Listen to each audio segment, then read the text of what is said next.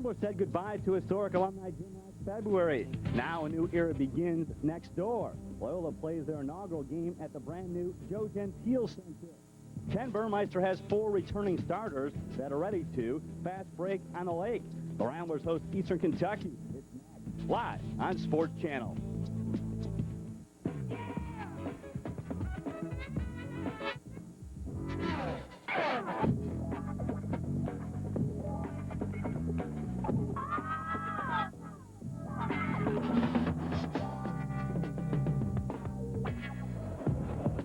You're looking live at the brand-new Gentile Center on the campus of Loyola University Chicago. This is Fast Break, the inaugural game at our brand-new on-campus facility. It's Eastern Kentucky taking on Loyola. How you doing, everybody? I'm Mark Finsky. You know my partner, Jerry Harkness, a member of the 1963 championship squad. And, Jerry, this is the beginning of a brand-new era here at Loyola.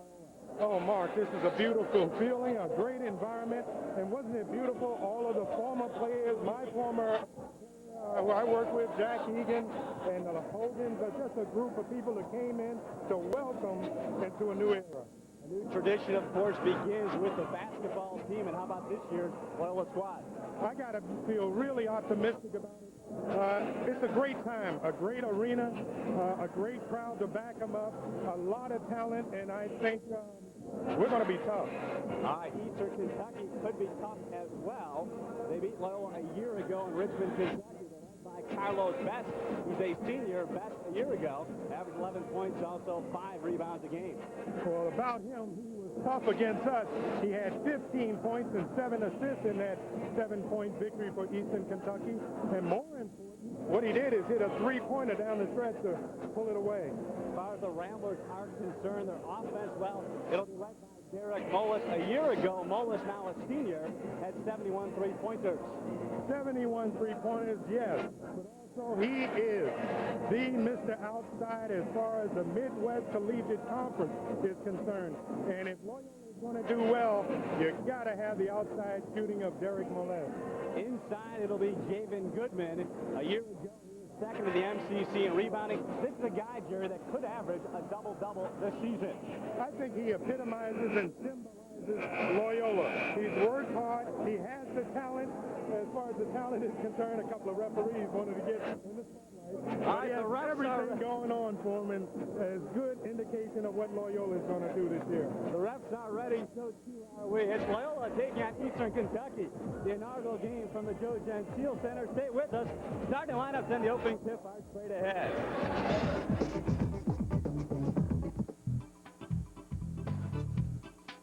Loyola Ramblers basketball is brought to you in part by the Chicago Tribune, Power Bar, Fuel for Optimum Performance, WBBM TV Channel 2, and by Harris Bank, helping you make better choices.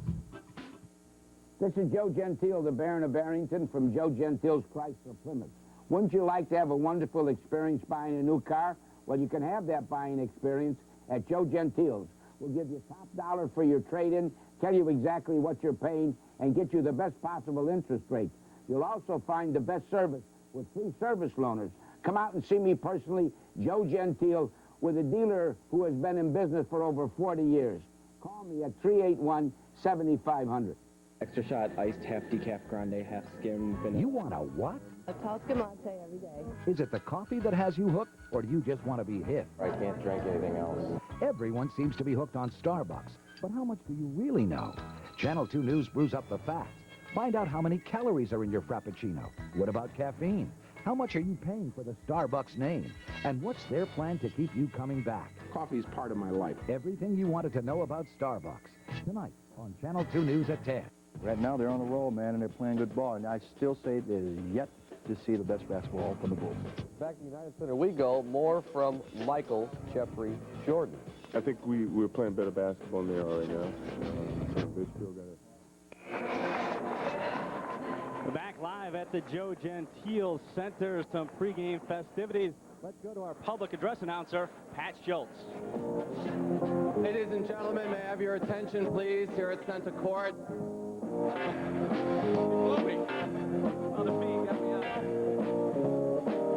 This is a wonderful moment for Loyola University Chicago basketball.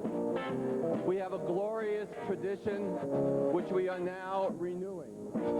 Loyola University is an educational institution that transforms young men and women into excellent competitors in the academic sphere, in the job market, and also on the basketball court.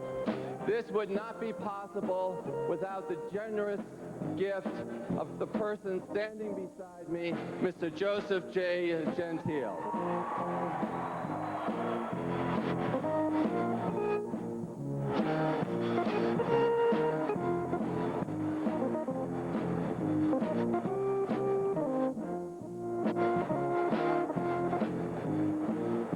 May all who come here to play Loyola cheer properly and enthusiastically. May we be fair and civic out on the court. And may we remember the important things in life, our families and our friends. Thank you all very much for being here with you.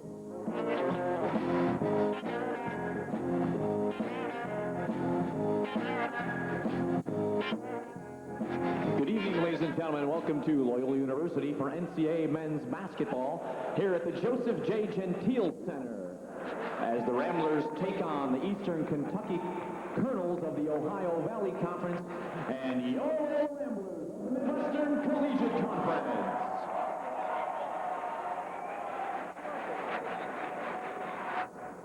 At this time, let's meet the starting lineup for the Eastern Kentucky Colonels. At one forward position, a 6'7" junior from Elizabeth City, North Carolina, number 30, Daniel Sutton. At another forward position, a 6'5" junior from Ashland, Kentucky, number 31, Marty Thomas. At the center position, a 6'11" junior from Shelbyville, Kentucky, number 44, Matt Simons. At one guard position, a 6'1" sophomore from Madison, Indiana, number 3, Travis Inskeep. And the other guard, a 6'3" senior from Lexington, Kentucky, number 14, Carlos Betts. The Colonels is Mike Calhoun. His assistants are Kevin Seelick, Myron Jones, and Marty Polio.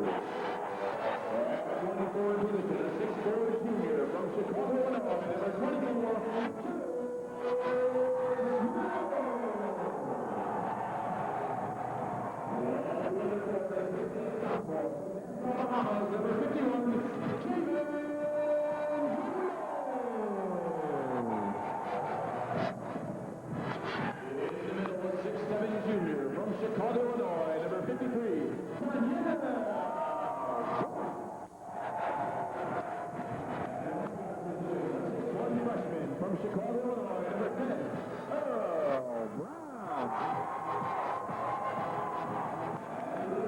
A 6'4" senior from McCook, Illinois, number 12, Derek Mullis. Head coach of the Ramblers, Ken Burmeister. His assistants are J.S., Lynn Mitchum, and David Edelman.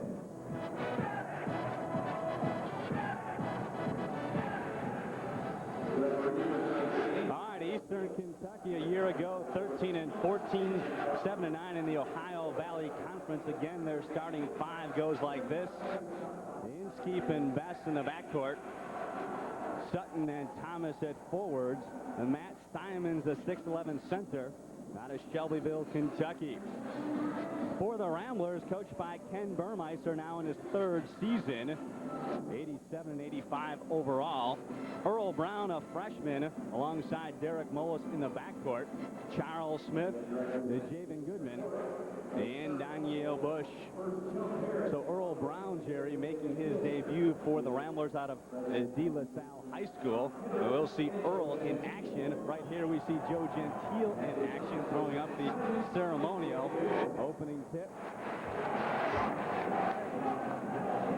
I don't believe Joe will be working the game as ball toss wasn't high enough, was it? Our officials, Joe O'Neill, George Demos, and from the Ohio Valley Conference, Jim Ferrari. Crowd ready to go. This is the 5th meeting all time. Eastern Kentucky leads the series 3-1.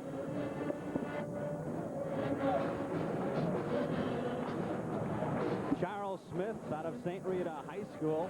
Charles in the offseason worked out awfully hard, Jerry. And Charles has been pumped up for this game, as has the entire ball club. Really, they've had a long time to think about and prepare for this opener. Well, I tell you, I've seen Charles Smith just develop into one heck of a ball player. He seems like he's been around forever because he started as a freshman. And I just like his all-around versatility game. And he has the ball right now to show you something right there. Charles Smith around and down, so Smith will be the answer to a trivia question. Right here, the first basket in the new Gentile Hall here. Definitely an outstanding ball player. He can take you inside. He's aggressive. Matter of fact, Mark, he played center in high school. And then he developed himself, really worked on his dribbling, and he's a good outside player now as well. Smith missing the free throw. Sutton picking up the foul, and Eastern Kentucky makes their way down court, trailing by a score of 2-0. Bush pokes it free. Simons gets it back. And now Earl Brown yanks it down for the Ramblers. Here comes fast break on the leg, and they turn it over. Brown gets it back. 4-on-2 now. Smith. Here's Javan. That's what we call a little bit overpassing there. Both couple of players had good shots at it, and they overpassed. Insteep lost control. Mullis with his second steal.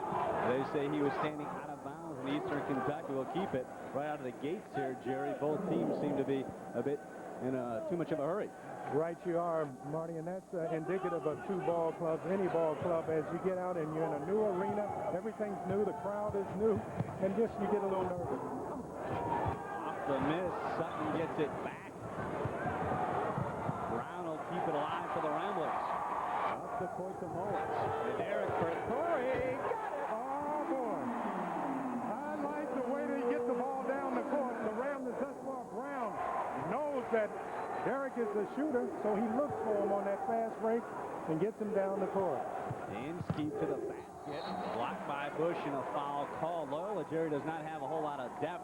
We'll see Jaja Richards and Drew Peterson off the bench today, but Donyale, of course, has got to stay out of foul trouble. Absolutely, you're right, but one thing I noticed that Loyola does have in comparison to last year is speed. They're much quicker, and Brown plays a big part in that. Loyola 5, and Eastern Kentucky trying to get on the board. Travis Insteep, he averaged 2 points and an assist. 11 minutes per game. And I got one more effort here. He backed up J.T. Shire from a year ago. This is a team that lost DeMarcus Doss, Curtis Fincher, as well as Shire. Doss averaged 16 points, 5 rebounds. Fincher, 16 points, 11 boards. I tell you, the backcourt is really going to be challenged and tested because Eastern Kentucky puts a lot of pressure on there. Full court pressure, three-quarter, and half-court pressure. Javan Goodman, right wing. Long jump shot is hard. He misses a 2. And Simons controls. Simons out of Shelbyville, Kentucky. He played 2 years for Denny Crum at Louisville. They're expecting a lot from him. They're not happy with his practicing talents, but they feel he'll be around. The Goodman powers it up now. Hands Earl Brown. Brown sets up the offense. Earl 6'1", 160. He was honorable mention All-State coming out of De La Salle High School. And now Mullis off to Charles Smith. Smith with a bounce pass into Javan. He got it blocked from behind, but a foul called on Simons. I tell you, that's one thing you got to do. He's 7 feet in there, but you cannot feel intimidated. You got to take it to him, and a good move to the basket there. Goodman in the exhibition games scored 35 points, also pulled down 21 rebounds. Javan, a sophomore from the Bahamas, and he'll get one more effort here. The Ramblers so far hitless in 2 from the foul line. Last year they shot 63% from the foul line. The opposition, though, against Loyola, 69%. Well, that's an area that everybody hopes the Ramblers will improve on. 63% is not good at all, and it can hurt you in close ball games. Brown pressuring his team. Here's Sutton, and now Marty Thomas on the perimeter. Simons lost it. Mullis to steal. Off to Earl for 3. The Bush the rebound. And Donyale got fouled. He'll shoot 2. Oh, I like the way they're working the boards, the offensive boards. You can tell Loyola wants this bad. He really, Bush hit the boards tremendously. He had a nice little fake under there, and he got his feet in position. Here's the fake, gets in position, goes up, nice ball movement underneath. They say a non-shooting foul. So it's out of bounds here to the Ramblers. Second foul on Simons, however. Warren Stukes will check in next whistle. Charles in the lane. He got bumped, and Smith should shoot 2. He goes to the basket so strong here. I tell you, if you take it easy going to the basket, look at that determination on the face as he goes in hard. Then he's really upset, and he bangs the ball to the floor because he didn't get that 3-point play. Warren Stukes, a sophomore from Charlotte, comes in. Meantime, Earl Brown sits, and Dominique Ocone into the game for the Ramblers. This is Charles Smith at the foul line. Smith so far 0 for 2. Ramblers 1 for 4 from the foul line thus far. Ken Burden might feel a little upset with that too, but you just have to practice and work hard at free throw shooting. This is important as any other aspect of the game. Ocone pressuring the dribbler, nearly tapped it away. And Dominique from Three Rivers Community College in Nigeria. This is Stukes up top. Deep inside for Best. He missed the layup. Javan Goodman snapped it down. Oh boy, what a rebound. Good pass underneath, fake, and he walked a little bit too much. He did. Sometimes you gotta go up. You've got to go up and try to draw the foul. He had every good intention, but he moved the feet. 20-second timeout taken by the Colonels. Mullis with a good feed inside for Donyale. That's right, and he moves his feet twice. They're getting the ball down the court before Eastern Kentucky. I know the Colonels are talking about that on the other end. Let's get back. Loyola is beating us down the court. No doubt, as you can see, the fast break, 0.5 zip. Reason why? Ramblers getting the ball off the board, getting it down the court for good shots. Donyale Bush. In the exhibition season, he was 17 of 20 from the field. The Ramblers beat the Chicago Challengers 97-78. They also beat the Chinese select team 112-59. So Loyola, very impressive during the preseason. They averaged 104 points per game. That's right wing. Ball away by Thomas. Rebound Sutton inside. And travel.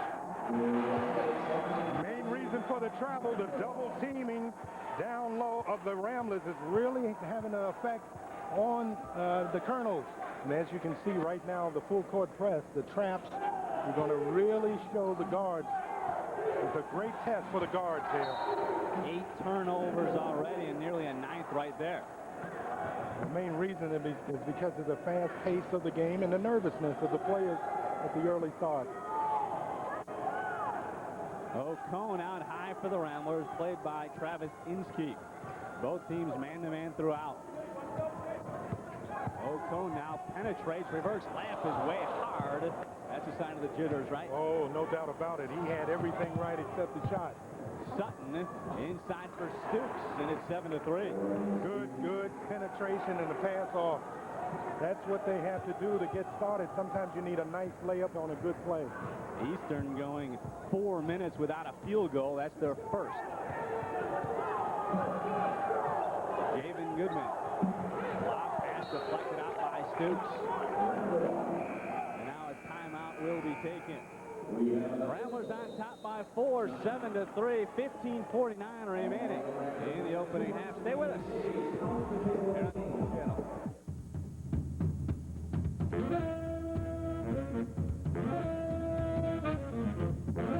What a city, man. This is the time and a place to be alive, isn't it? You know, yesterday I met a little boy that was 8 years old. And that's not for this little guy that the Chicago Bulls has always been the best team in the world. Lucky kid. Lucky us. Coverage begins Monday night at 9 on SportsChannel. The game isn't over until we say it is.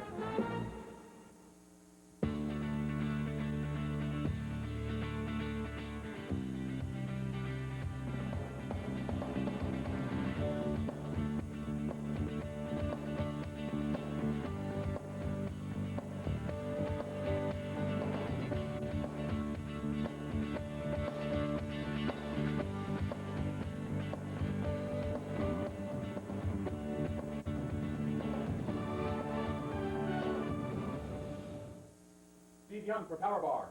Who hasn't eaten a candy bar at the movies? When you're sitting back watching a movie, a candy bar's fine. But life isn't one big movie. That's why there's Power Bar energy bars. They're low in fat, made from healthy foods, packed with nutrients, and deliver lots of complex carbs for sustained energy. So if you want to be ready for the challenges of life, rely on a Power Bar energy bar. It's real energy for the real world.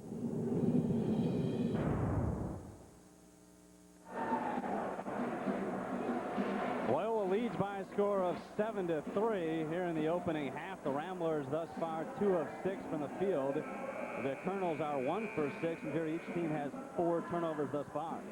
Well, the fast pace of the game has a lot to do with that, but the Ramblers have had a great number of opportunities, especially on the fast break, but have not taken quite as good of advantage of them. They would have been up by at least 10-3. Derrick for 3. That rims hard. Javan Goodman, the rebound and putback. Oh, you got to like the offensive board. That's the key. That's why they're up 9-3, primarily the great ability on the offensive board. Simons around Moa, slotted away by Donyale Bush. And Donyale keeps it alive. O'Cone, pressured by Best in the backcourt, will work it over. Loyola by 6 in possession. O'Cone, 2 timed out high. Here's Goodman. Well, they put the D on you. They really put hard pressure on you. And a blocking foul called. We're joined by Dan Bernstein on the sidelines. Dan from the Score, Sports Radio 820. He's got a special guest, Joe Gentile. Thanks a lot, guys. I do have standing by with me Joe Gentile, the man after whom this lovely building has been named. You got to feel like a proud papa today. Well, I want to tell you something. It is indeed a big day. It's a very big day for Loyola, for basketball, and for our educational program, which is most important. Everybody says, well, it's the way you play the game. You got to win a few, and if we win this one, it's a big start for Loyola. Well, they're winning right now, so why don't we get back to the action? Back to you guys courtside. Thank you. All right, Dan. Joe Gentile has his own basketball floor here. St. Ignatius High School also has a court in honor of Joe Gentile. Joe has his own car dealership as well as his own radio station, WJJG. As Javan Goodman now has 5 in the game. I like that little left-handed shot. You know, I was left-handed, and sometimes you have an advantage because ball players have played right-handers all their life, and then you get a lefty that's going the other way, and Javan did a good job going to the bucket. Matt Young into the game for the Ramblers. Matt, a co-captain, a senior from Grand Rapids, Michigan, 6'3" and 185. He spells Derek Mullis. Matt Young will play the 3 spot. Earl Brown, the point guard, and O'Cone swings over to the 2 position. Meantime, Aaron Cecil a junior from Louisville, checks in for the Colonels, and now Young will head to the foul line to shoot two. Good ball movement by the Ramblers. Matter of fact, Eastern Kentucky is overplaying, so the back door is an excellent tool against the overplaying of Eastern Kentucky. Marty Thomas picks up his first, team's sixth. Free throw by Young is good. Last year in Richmond, the Ramblers went to the foul line 12 times, made 10. Eastern, 19 of 29 from the foul line as Young drains two. Thus far, team fouls, Jerry, 6-1. Yeah, that means the aggressiveness of the Ramblers is the main reason for that. And I tell you, Matt Young coming into the ball game, he's a senior. He's got the stability as you see Jaja come in. And we don't lose much because he's a general on the floor. He really represents Ken Burmeister on the floor very well. So the Ramblers have O'Cone, Earl Brown, Javan Goodman, Jaja Richards, and Matt Young. Earl Brown at the point, played by Chris Fitzgerald. Jaja in the lane, powers up and scores. He looked good there. The inside play of the Ramblers has been a key. They've been playing very well. Good defense, too. Loyola up by 12. There's Stooks inside, lost control. Matt Young digs it out. Off to Earl Brown. Loyola looks to run. The Javan three-point range. Give it to a guard. Come on. There's O'Cone. Inside for Richards. Jaja the fall away. Rim's no good. Over the top, Javan Goodman whistle for the foul. Can't be too that upset with that kind of a foul because that's an aggressive foul. And the Ramblers have really hit the offensive board, so that's been a great tool for them, so they got caught on that one there. First on Javan, second on the team. The Ramblers, by the way, have won 7 of their last 9 season openers. They are 2-0 in openers under Coach Ken Burmeister. Cecil, right wing, skips for Bess. Played by Matt Young, the follow away by Bess. And Jaja yanks it down ahead to Matt Young. 2-on-2 if they hurry. Young off to Goodman for 2. Once again, it started with the rebound. They got the ball in the middle. Young really looking at the men on the wing. Teammate and the easy basket. 17-3, Loyola up by 14 points. Marty Thomas off to Fitzgerald, a sophomore from Somerset, Kentucky. Cecil right baseline. From the weak side, O'Cone came over for the steal, and it's out of bounds of the Colonels. That's what you like to see. See, they're fronting. The Ramblers are fronting the big men inside. You've got to get good help from the weak side. O'Cone came over, and as a result, a basketball out of bounds, but no basket by Eastern Kentucky. Loyola by 14 points out of the corner. Thomas is short. Jaja, his second rebound. Earl Brown will crawl into the front court for the Ramblers. I like Earl Brown, too. He's really keeping his composure, and right now the Ramblers really have control of the ball game. And Matt Young. Young working in the lane, lost control. Here's a lead pass. Fitzgerald keeps it alive, but to Matt Young. Loyola with numbers, ahead to Javan. Lost it out of bounds. Young put it on the money. You can't ask for anything more, but his idea was to get the basket before he had the ball in his hand. It was too easy. He was thinking of other things before he caught the ball. Simons back in for the Colonels, as is Jared Carpenter, a sophomore from Berea, Kentucky, who played in 24 games last year. Mola, Smith, Richards, Brown, and Javan out there for Loyola. Carpenter skips right side for Simons. Fitzgerald left wing. Shot clock at 15 seconds. Cecil inside, and Goodman controls. Deflected out of there by Jaja, nearly a goaltend. There's Charles Burke. Well, when you're hitting outside and inside, boy, Eastern Kentucky is confused right now. They're getting the ball down the court. The Ramblers are really quick. And as a result, good shot. Loyola on top by 17 points in a timeout on the floor. 11:20 remaining opening half. The Ramblers putting it to the Colonels. Introducing the new sports section of the Chicago Tribune. It's the in-your-face, no-holds-barred, take no prisoners, show no mercy, tell it like it is, on the glass edge of your seat. This could be wild, extreme, close-up. Now I've seen everything. You ain't seen nothing yet. This you gotta see. You gotta be crazy. Why didn't I think of that? Heart-stopping, gut-wrenching. You want intense? So you intense. It's back my way. It's gone! Kind of sports section. Pick up the new sports section of the Chicago Tribune. Extra shot, iced, half decaf grande, half skim vanilla. You want a what? A Tosca Mate every day. Is it the coffee that has you hooked, or do you just want to be hip? I can't drink anything else. Everyone seems to be hooked on Starbucks, but how much do you really know? Channel 2 News brews up the facts. Find out how many calories are in your Frappuccino. What about caffeine? How much are you paying for the Starbucks name? And what's their plan to keep you coming back? Coffee's part of my life. Everything you wanted to know about Starbucks. Tonight on Channel 2 News at 10. Hi, everybody. I'm Big Vital. Yes, for the DirecTV Grade 8 tournament. What a matchup. Two unbelievable nights in the Windy City of Chicago. The United Center, December 3rd. It starts off Wake Forest against Mississippi State. Kentucky against Purdue. And then on December 4th, what a matchup. Georgetown and Massachusetts and Kansas and Cincinnati. It'll be awesome, baby.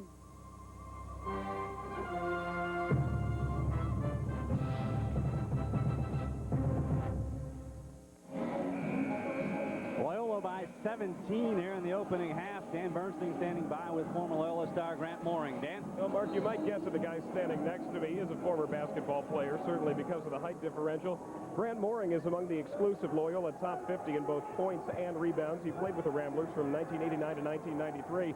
And Grant, when you look at this new building and see the score up there with Loyola doing so well, it's almost like this is symbolic of the rejuvenation of a program. At least that's what Ken Burmester's hoping for. I think it's a great facility. They did a great job putting it together, and I think it's really going to help the program. Just watching the team so far this year, they look really good. A lot of youth, athleticism, things that you really need to make a program great. We've talked about the importance of this building for recruiting. How important is it when you're coming to a school to see a place like this and to have the visual idea of what a program is capable of doing? I think it's very important for recruiting. As far as having a place on campus, I think it's great. It helps get the students more involved to back the team up. Having a good home crowd definitely helps you. You get really fired up and pumped up to play the games.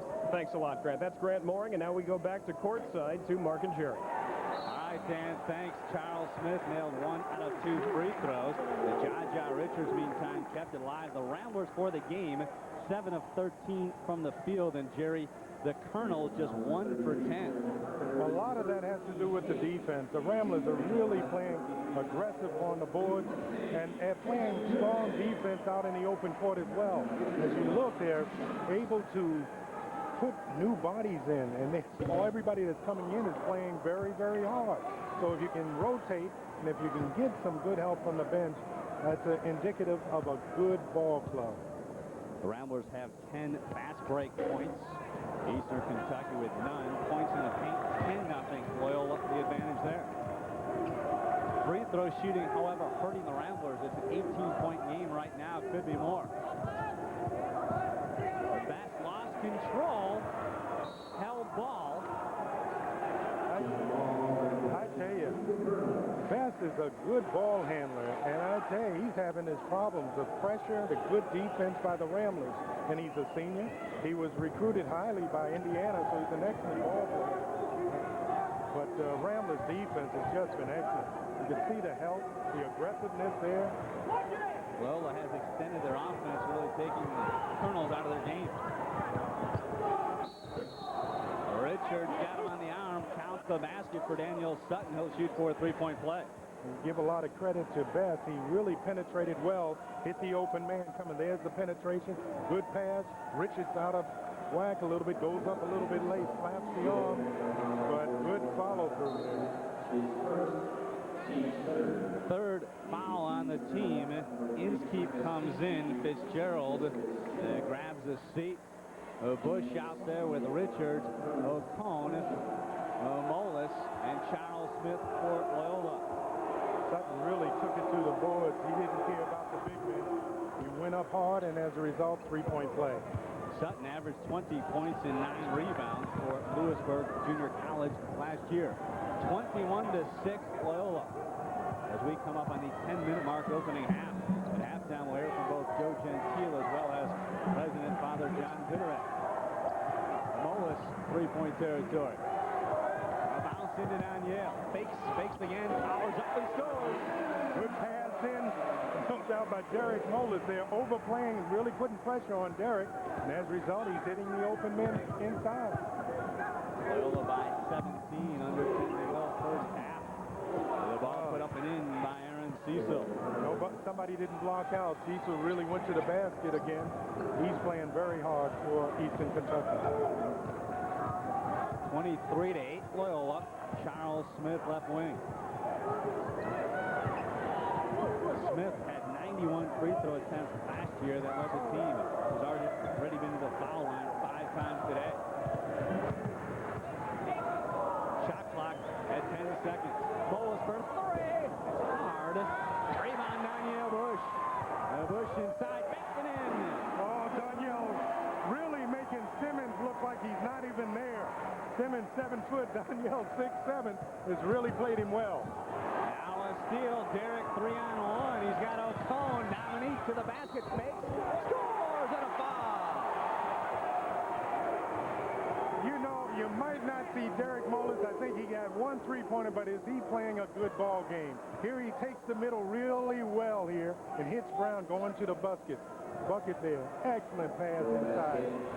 The basket wiped out, however. George Demos says no basket. We'll shoot 1-and-1. There's the fake right there, and then he goes up and foul before he went up. Good call by the official. Mike Calhoun in his 5th year, 50 and 59 coming in. A 1972 graduate of Georgetown, Kentucky. Free throws off the mark. And a foul called, I believe it's on Richards. It is. Ocon really went to the basket well, though. But once again, if you see a weakness in the Ramblers early on, is their free throw shooting.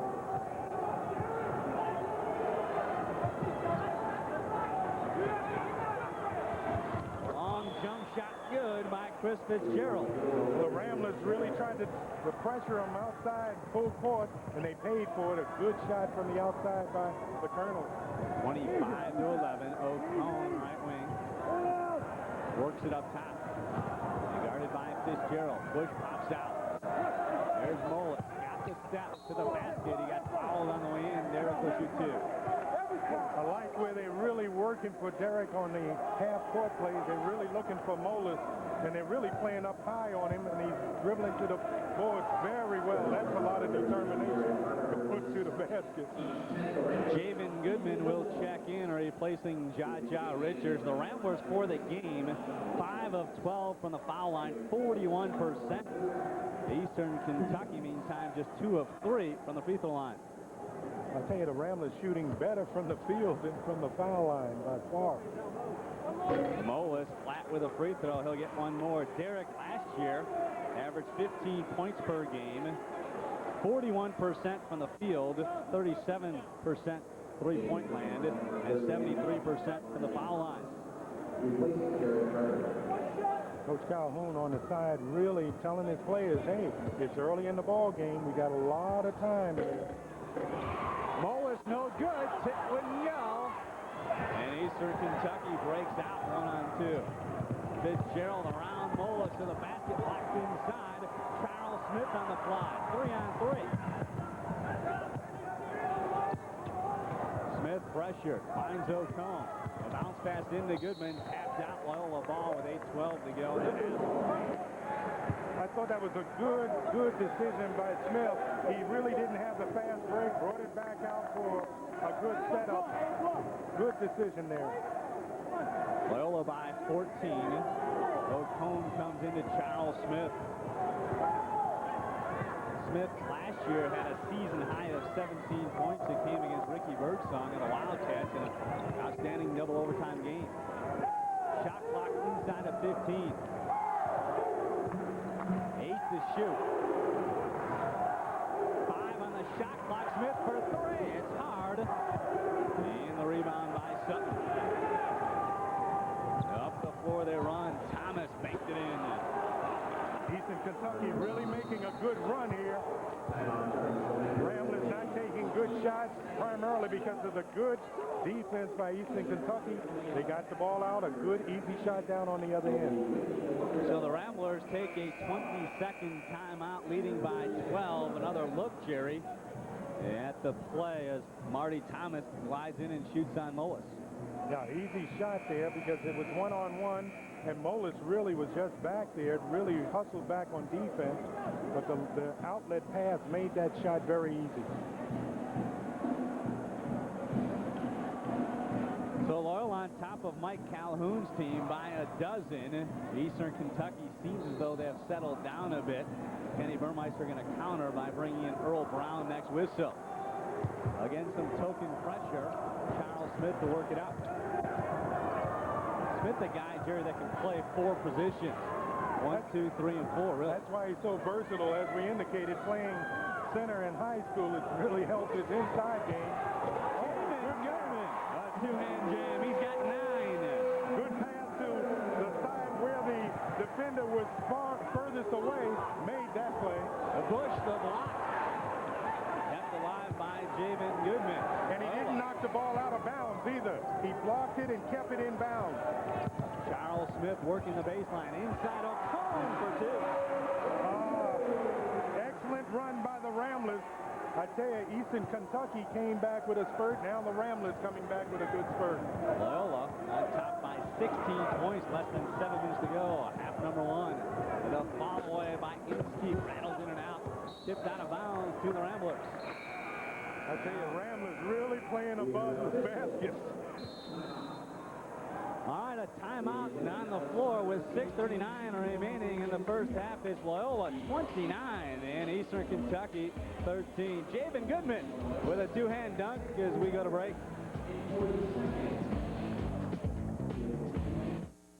It's the after Thanksgiving sale. Before Thanksgiving at Montgomery Ward. Look for the yellow tags and get savings you can really be thankful for. Get 30 to 40% off portable TVs, VCRs, and rack and shelf audio systems. Get 50% off camcorders, save $10 to $300 on appliances, and $30 to $850 on furniture. So get to Montgomery Ward before Thanksgiving, because with savings this great, you just can't wait. Welcome to Sam's Satellite City. May I help you? I'm interested in DBS. Direct broadcast satellite. You'll need a dish, a receiver, decoders, and converters, connectors, various and sundry electronic components. I need all this. This will get you started. Say, how many TVs do you have? 3. Well, then, you're just going to need a few more things, aren't you? There you go. Of course, this doesn't include your monthly subscription fees. That costs extra? And if you still want to watch local network programming, you'll also need a regular antenna.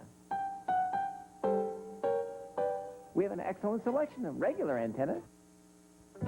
You have always dreamed of owning one for you and your family. Well, now there is a community developer who has completely rehabbed 35 beautiful homes in the south suburbs of Chicago. They are priced from $35,000 to $80,000. And as a bonus, our developer will pay the first 2 monthly mortgage payments for a first-time home buyer who purchases one of these homes between now through November 30th. Call ERA Press Corps at 708-957-6442 for more information. They can help make your dreams come true.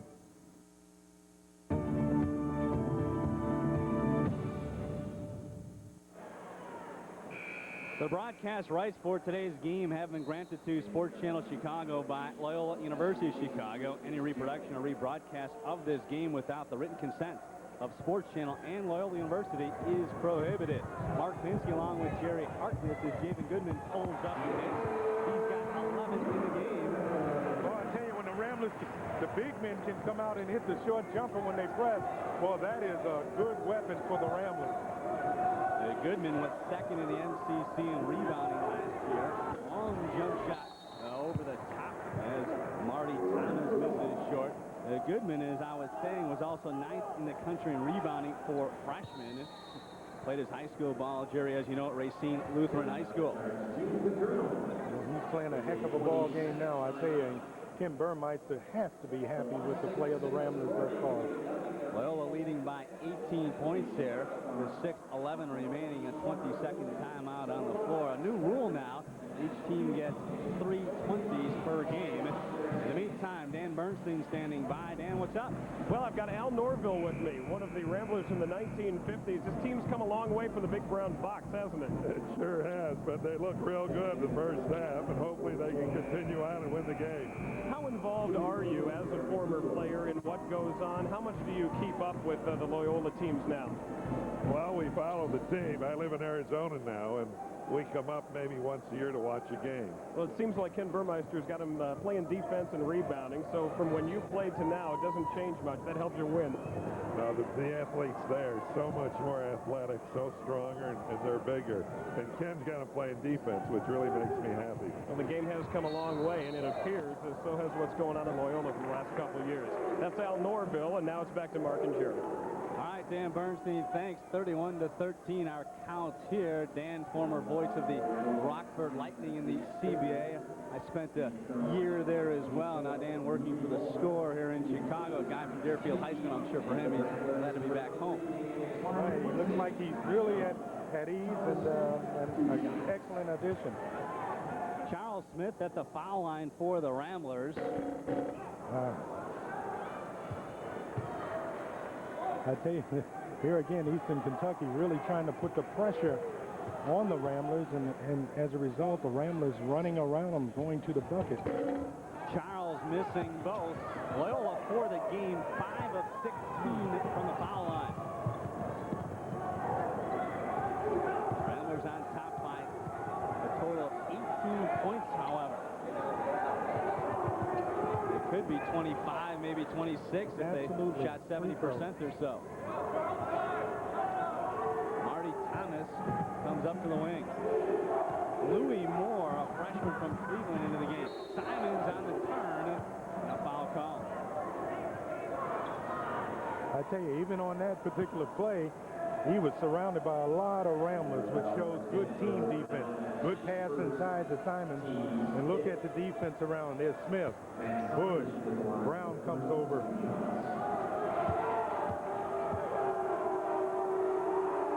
Ooh, Simons hooked up everything. Apparently, somebody opened up the back door here. Well, the pressure, I think the crowd has got a little bit to do with it. And as I indicated early, Marty, they're not really happy, Mark, with his effort in practice. He's not a hard worker, and they got to get better in that respect, or he's going to be on the bench. Javan Goodman on the wing. In the lane. Tapped out. Ramblers will keep it. I tell you, Goodman is going to be some ball player. I'll be surprised if he's not a double-double man this year in scoring and rebounding. He had 6 double-doubles a year ago. His high school 1995 state champs, a guy who was a top 100 player coming out of high school. Earl Brown counted. Earl Brown like that field goal in a Loyola uniform. I tell you, what has happened is that time, most of the time the Ramblers have been going directly to the basket. That time Earl stopped on a dime, went up, and nothing but inside basket. Damian McSwine has come on for the Ramblers. He's a true freshman from Cass Tech High School in Detroit. Loyola up by 20. Over the top they go. Sutton wheels inside. Good move by Sutton. The weak side came in to help, but he turned around towards the middle. That was a good move. 33-15 Loyola. This is McSwine. And now Smith in the lane to the basket. He scores. Too quick. Right now, the Ramblers too quick. Another turnover by the Colonel. Charles Smith has 9. Javan Goodman 11 to lead the Ramblers as Jared Carpenter will come in for Mike Calhoun's team. Obviously, Calhoun is looking for some kind of combination. He's been rotating Colonels in and out, trying to find that right combination to get competitive against the Ramblers. Trying to see which Colonel can pop. Eastern Kentucky with 11 turnovers. The Ramblers have 7. A year ago, both teams averaged 17 turnovers per game. Earl Brown. And now inside the key to Bush. Back to Brown. You would think after hitting that first shot, Earl would have a little bit more confidence now the rest of the way. Charles Smith dribbling off his Reeboks and out of bounds. And now a timeout will be taken. An official's timeout on the floor. Loyola in control, leading 35-15 with 3:45 remaining here in half number 1. Introducing the new sports section of the Chicago Tribune. It's the in-your-face, no-holds-barred, take no prisoners, show no mercy, tell it like it is, on the glass edge of your seat. This could be wild, extreme close-up. Now I've seen everything. You ain't seen nothing yet. This you gotta see. You gotta be crazy. Why didn't I think of that? Heart-stopping, gut-wrenching. You want intense? Oh, so you intense. It's back right way. It's gone! Kind of sports section.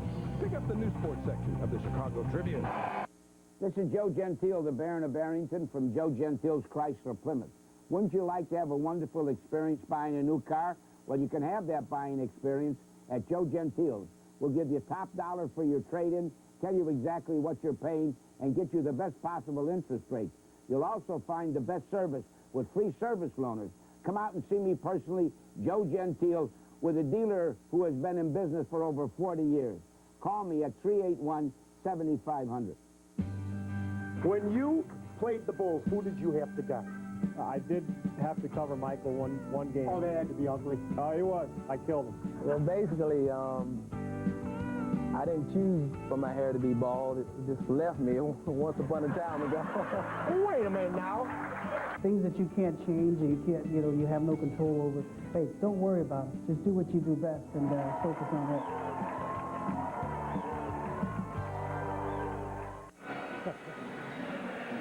35-15, Loyola on top by 20. She's got some Pepsi and some corn. I'm glad because, Jerry, as you well know, I get 10% of all concessions that are sold. And you don't get a percentage of the young ladies that are carrying the concessions out. No. Nothing like that. Don't get me in trouble now, Jerry. Take it easy. Goodman has 11 to lead the Ramblers, 9 for Charles Smith. Eastern Kentucky shooting 30% from the field. Loyola at 63%. The Colonels with 10 turnovers. Simons in the lane. Blocked by Javan, but it's put in by Daniel Sutton. He now has 7 to lead Eastern Kentucky in scoring.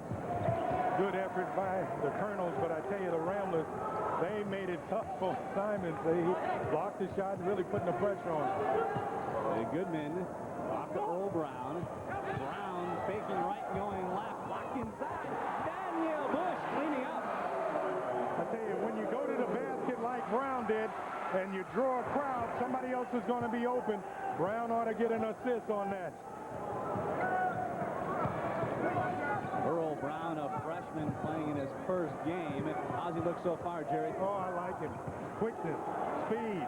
He's done very well, made good decisions on the court for a freshman. I tell you, you come in and you have to run the court. You run, you tell seniors where to go, you tell sophomores, and you do a good job. Hey, you're there. Greg Adams has come on. He handles the ball off the right side. Adams getting double teamed. The back out Goodman for 3. Short. Adams the rebound. Powers up. Rim's no good. Hip stuff wouldn't go. And basket interference to call against Javan Goodman. Oh, I tell you, he is all around the basket. Obviously, that's a miscue, but he's aggressive. He's really around the basket, and that's why I say he's going to be a heck of a ball player. Derek Mullis back into the game for the Ramblers. Mullis has been quiet thus far. He has 3 points. Derek's dad, Wayne, a former NBA star. Played with the Oakland Oaks and the New York Knicks.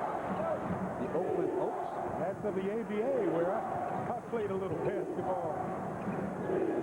37-19 as the first half winds down. Bush swats it away, but a foul called. In the meantime, Drew Peterson will come in. Drew playing with 8 stitches. Took a shot Tuesday. 6'8", 205 from Missouri Valley, Iowa, and Southwestern Community College, and they'll need Drew off the bench. He's got to get some quality minutes this year for Burmeister's squad. I'm sure, and I'm really impressed with Sutton's game. Danielle Sutton has been really consistent and going to the bucket very well here. Sutton averaged 20 points, 9 rebounds in junior college, and Missing the second of two. Loyola looks to run. Molis on the pull-up. Lost it. And it's out of bounds, Eastern Kentucky. Derek Molis struggling, and you're going to have games like that, but isn't it nice when you have one of your best shooters have a bad game and everybody else just take advantage of the weakness he's shown and with pluses?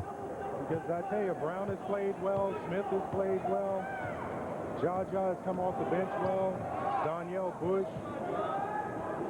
The best on the wing. Inside Carpenter, he got it blocked. Carpenter gets it back, scored, and one. I tell you, Carpenter, they really stayed on the boards there. The Ramblers really made playing defensive, but I tell you, look at that, right to goes to the bucket real hard. Good basket by Carpenter. Aggressive. Look at that determination when he goes to the bucket. I want this. Carpenter, a sophomore from Berea, Kentucky, played in 24 games a year ago. He was 3 for 10 from the foul line. Missing here, and Molis peels back. Now goes to Charles Smith, who flips to Earl Brown. Loyola by 15 points. Eastern Kentucky hoping to get it in to within 10 before the intermission. The Colonels on a 7-2 run over the last 2.5 minutes or so. Smith, left wing. Charles in the lane. Offensive foul called on Charles Smith. Charles, one thing that Charles does, you know automatically he's going to the bucket. There's the stop, there's the charge right there, good call by the official. Sometimes it's easy to say now, but just a little stop and take the little jumper would suffice. No contact. 68 seconds remaining in the opening half of the inaugural game at the brand new Joseph Gentile Center. Travis Inskeep kicks the ball ahead. Peterson dives for it. It digs it out. Brown ahead to Charles Smith, 3-on-3. Smith spins back out, sets up the offense. And now takes the timeout. Good call, but good defense by Eastern Kentucky there. I tell you, they have really picked it up. Aaron Cecil, some of the reserves coming off the bench for Eastern Kentucky, see they got an opportunity to play a part, really stepping up. Ramblers by 15 again at halftime. We'll hear from Father John Pitteret and also Joe Gentile. Don't forget, there's still one more game to come as Kier Rogers and the Lady Ramblers take on the Colgate Red Raiders.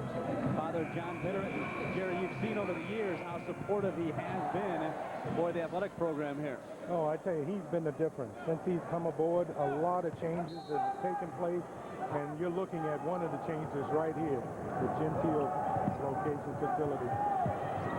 Now a steal. The best of the basket, and he throws it down. Carlos Best cuts it to 13. Shot clock has been turned off for the remainder of the half. Loyola can play for one. I tell you, Best said, I am going to get this. No doubt about it. Off the ball, a foul called. Apparently an illegal screen set by Jaja Richards, so it's a 13-point game, and now a couple free throws can cut it down to 11. A lot of this has to go with Carlos Best. He has really come aboard here and got an aggressive. He had that nice steal and the dunk, and then he played real good defense, and as a result, has a chance for 2 more.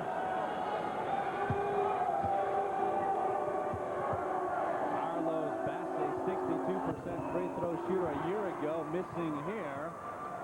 Inside of 20 seconds, Loyola up by 13 with the basketball. Earl Brown on the walk. 10 seconds left in the half. You see the clock. Here's Molis for 3. Rims in and out. 3 seconds to go. Back in the backcourt as time winds down. We've played one half of basketball here at the brand new Joe Gentile Center. Loyola got out to a great start. Eastern Kentucky made a run late. We've got a basketball game now. At the intermission, it's Loyola 37 and Eastern Kentucky Colonels 24. We'll take a timeout, then come back and hear from Joe Gentile and also President Father John Pitteret. Ramblers at 13 at the half. How many saves in a game can I make? You make the call. By playing the Southwest Airlines Great Savers Travel Contest, you could win tickets to see the Hawks take on the Bruins in Boston. Watch the Blackhawks on SportsChannel to see if your entry is randomly chosen and your guess is closest to the actual number of saves the Hawk goalie makes that night. If it is, you qualify for a grand prize trip drawing, including round-trip airfare to Providence from Southwest Airlines, a symbol of freedom. At Arlington Lexus and Palatine, we want you to enjoy the fruits of your labor without giving up a lot of lettuce. Bob Roman's Arlington Lexus and Palatine. Always light in price and heavy in service. At Arlington Lexus and Palatine, the only time you'll get soaked is when you take advantage of our complimentary car washes. Bob Roman's Arlington Lexus and Palatine. Always light in price and heavy in service. Hi everybody, I'm Ken Brett, your host right here on Sports Fair TV, and I'm going to give you a partial list of some of the products we're going to be showing you next week on the show. We have the Abs by Health Writer. Everybody trying to get their stomachs in shape, this is a great way to do it. Also, Jebco University Clocks. Some of the universities we're going to be featuring: Tennessee, Miami, Michigan, Ohio State. What a football team those Buckeyes have this year. Check your local listings for times right here on SportsChannel. Steve Young for Power Bar. Who hasn't eaten a candy bar at the movies? When you're sitting back watching a movie, a candy bar's fine. But life isn't one big movie. That's why there's Power Bar energy bars. They're low in fat, made from healthy foods, packed with nutrients, and deliver lots of complex carbs for sustained energy. So if you want to be ready for the challenges of life, rely on a Power Bar energy bar. It's real energy for the real world.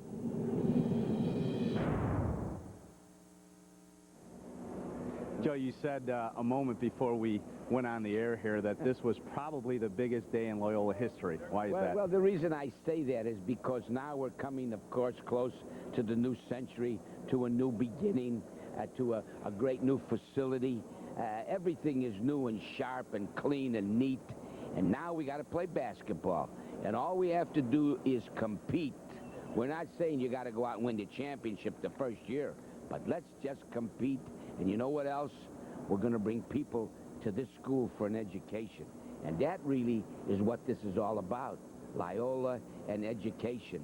That's what we have to offer. I know you and Father Pitteritt have a special relationship. Yeah. Did that help cause you to get involved in this facility? He is the only reason I got involved, because with that wonderful temperament, and let me say this to you, you are blessed here at Loyola in having a wonderful man like John Pitteritt in charge. He is something absolutely special. He cares about people, and he does a whale of a job. He's got that certain charisma that you really can't say no to him. And isn't that marvelous? You've been honored by a lot of people as their Man of the Year. You've also been very giving in terms of charity. Tell me why you got involved in this university and in building this facility, what it means to you personally. Well, you know, I graduated here in 1948. I was the first class out of the Madonna della Strada Chapel many moons ago. And I often said, you know, because if I have been moderately successful, and we have, I owe it to my family, mother and father, and the great Jesuits. So you have to give back, and I think that's so important that we do, in fact, give back. I think that this was an opportunity for me to help Father and the wonderful university come back to where we belong, to prominence. I'm not saying everything is material, because education is the answer of what Loyola is all about, and I'm very privileged to be a Jesuit kid and to be the product of the greatest teachers in the world. All right, to me, Joe, that's important. I appreciate it. Enjoy this special day. Oh, big day today. God love you. All right. God love Joe Gentile as well, the Baron of Barrington. Stay with us. More to come at halftime of our basketball game between Loyola and Eastern Kentucky. We'll take a time out, then come back and hear from the president of Loyola University Chicago, Father John Pitteritt. Extra shot, iced, half decaf grande, half skim vanilla. You want a what? A Tosca Mate every day. Is it the coffee that has you hooked, or do you just want to be hip? I can't drink anything else. Everyone seems to be hooked on Starbucks, but how much do you really know? Channel 2 News brews up the facts. Find out how many calories are in your Frappuccino. What about caffeine? How much are you paying for the Starbucks name? And what's their plan to keep you coming back? Coffee is part of my life. Everything you wanted to know about Starbucks. Tonight on Channel 2 News at 10. This is Joe Gentile, the Baron of Barrington from Joe Gentile's Chrysler Plymouth. Wouldn't you like to have a wonderful experience buying a new car? Well, you can have that buying experience at Joe Gentile's. We'll give you top dollar for your trade-in, tell you exactly what you're paying, and get you the best possible interest rate. You'll also find the best service with free service loaners. Come out and see me personally, Joe Gentile, with a dealer who has been in business for over 40 years. Call me at 381-7500. I tell you, it would have been, you know, I'd still remember that. I'd put that up with any Super Bowl I've been in, you know, playing in a championship game in high school, because those are friendships and bonds that last, you know, a lifetime. Play every down like it's your last. I mean, because it could be. If you lose, you're out, and then you'll never know. And if you didn't give it your all, and say 10 years later, you look back and say, geez, I wish I would have gave a better effort. Don't put yourself in that position. Go out like a champion that you are. Last year, almost 1 million people experienced it. They gathered to bear witness, driven by passion. They came together under a banner that united them all. Some might call it religion. We call it Black Hawk hockey. Right now, we're looking for converts. Season ticket plans with seats starting at $15 are now available. Call 312-943-7000 today. Father, Joe talked about his relationship with you. Talk about how this building came to be and how Joe got involved and how Joe is special to you and the university. Well, Joe has always been a great supporter of Loyola and a very enthusiastic supporter of the basketball team. And initially, I was just asking Joe to make a significant contribution because he's always indicated that he wanted to do that. Only after this whole thing was done did I find out that he was telling his wife long before he had made the commitment to the entire building that this was going to be his building. So he is definitely behind Loyola, and his response was much greater than I ever anticipated, for which I'm very grateful, and all Loyolans are grateful. You've always been an advocate of athletics, and to you this day has to be awfully special. It is. It's a commencement exercise. You know, the word commencement means a beginning.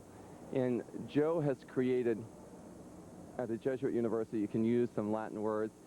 He's created the sine qua non, which is the without which not, the necessary condition for Loyola basketball to improve. And that's the building. And from here, we have to progress. We have to take this thing and move. And this is a wonderful tradition, but Loyola transforms young women and men. That's our business, education. 4 years we transform. So I hope that when you come back and speak to me 4 years from now, there will have been a transformation in the enthusiasm revealed in the number of people who come here, not just to the men's game, but also to the women's game, and not just to our athletic, our basketball events, but also to our other sports as well. What's your goal as far as the basketball teams are concerned in dealing with on-court success? I'm a competitive individual.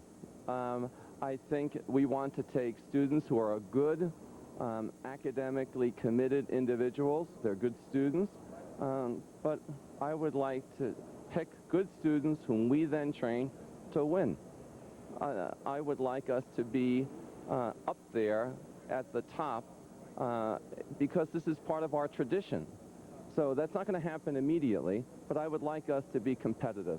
I would like Loyola to be a top 20 team. All right, Father, congratulations on this special day, and I hope your hoop dream continues with a lot of success. Thank you so much, Mark. That's Father John Pitterit. Stay with us. We're at halftime of our game between Loyola and Eastern Kentucky. We'll take a timeout, then come back and take a look at the first half highlights. It's Loyola and Eastern Kentucky. More to come right here on Sports Channel. Discover the amazing training secrets of America's finest baseball school with Dynamic Practice Organization, a revolutionary new instructional videotape. Dynamic Practice Organization features professional scout and instructor Tommy Mansky with his famous building block approach to athletic training. This exciting instructional videotape features the same drills, techniques, and methods that have produced baseball world's back-to-back-to-back AAU national championship teams. Dynamic Practice Organization makes any coach look like a genius and organizes offensive and defensive practices that players of all ages and ability levels can't wait to attend. And immensely improves team communication skills and even conditioning. This is the instructional video that's a winner. To order your copy for only $29.95, have your credit card ready and call toll-free, 1-800-942-1400. The Dynamic Practice Organization teaching video makes a great gift, too. Call now, 1-800-942-1400. If she were your neighbor, would you help her? Do you believe children from happy families make better adults? If she were your mom, wouldn't you want to keep her smiling? When you give to United Way, 88 cents of every dollar goes to helping people. If you won't give to your community, who will?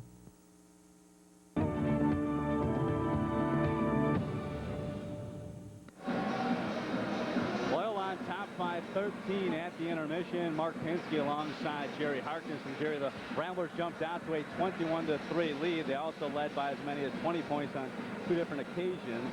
So Eastern Kentucky back in the game, and right out of the get-go, the Ramblers, as we look at our first half highlights, got things going. The opening tip, and right away was Charles Smith to the basket. Right, and I tell you, Charles Smith will be able to tell his grandparents, his kids, and everybody that he hit the first basket in the new Gentile facility, and that's a big smile on his face right there. And that started things off. I like this move right here to the bucket by Young, and of course, Goodman is all around the basket, picks that one up on easy basket. The Ramblers getting out. And when you get Moeller hot, then you're in good shape. But if you stay on the offensive boards like Bush did right there, excellent rebound and banked it in, and you can see the drive and determination on the face right there. He wanted it, he got it. Also, the Ramblers, no doubt about it, their inside game was just excellent. A good pass inside to the opposite side of the defender made that basket good. Then the opposite side help was good, but I tell you, Sutton rotated out of it nicely for the easy basket for Eastern Kentucky. And then they'll move inside. Brown goes to the basket hard. And when you go to the basket, you draw a crowd, and there you are. If you stay around the basket, you can get an easy basket. All right, for the half, the Ramblers 15 out of 24 from the field at 62%. Eastern Kentucky at 35%. Free throws, Loyola just 5 out of 16. The Ramblers 2 for 8 from three-point range.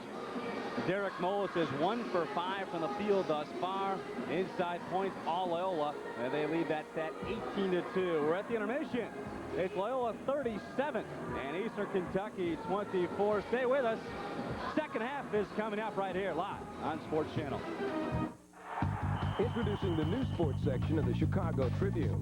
It's the in-your-face, no-holds-barred, take no prisoners, show no mercy, tell it like it is, on the glass edge of your seat. This could be wild, extreme close-up. Now I've seen everything. You ain't seen nothing yet. This you gotta see. You gotta be crazy. Why didn't I think of that? Heart-stopping, gut-wrenching. You want intense? Oh, so intense. It's back, it's gone! Kind of sports section. Pick up the new sports section of the Chicago Tribune. One of baseball's latest heroes both on and off the field. Setting the Ironman record of most consecutive games played, Cal Ripken Jr. has shown why he's destined for baseball's Hall of Fame. Now you can share a piece of this legend with the Ironman Collector Watch. This elegantly styled stainless steel watch is a unique limited edition collectible. This fashionable watch has an attractive micron-plated brass plate for the hour dial, with the date Cal Ripken Jr. broke Lou Gehrig's record and the watch's collector number on the back. It all comes inside this unique leather-like baseball case and includes a matching certificate of authenticity. This valuable collectible will be sold during this TV introductory offer for only $69.95 on a first-come, first-served basis. To order your Cal Ripken watch for 3 payments of $24.63, call 1-800-431-4334. Or send check or money order for $69.95 plus $3.95 shipping and handling to Cal Ripken Watch, P.O. Box 2648, Grand Central Station, New York, New York. or call 1-800-431-4334. If you haven't been watching the Sports Channel report, here's what you've been missing. I cannot honestly give you a reason for my resignation, except to say I feel it's the right thing to do. I don't have enough information, and, when it's appropriate for me to think about it, I'll think about it. The organization is heading and, really placing an emphasis on winning a championship. The Sports Channel report, tonight at 10.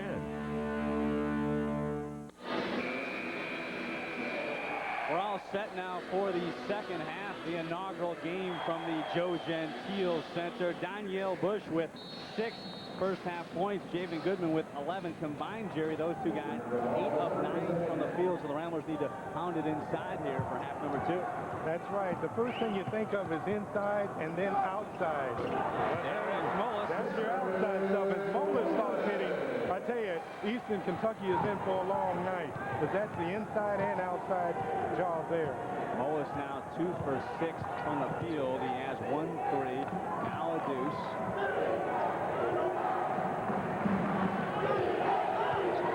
Marty Thomas works it up top. Thomas comes the right wing.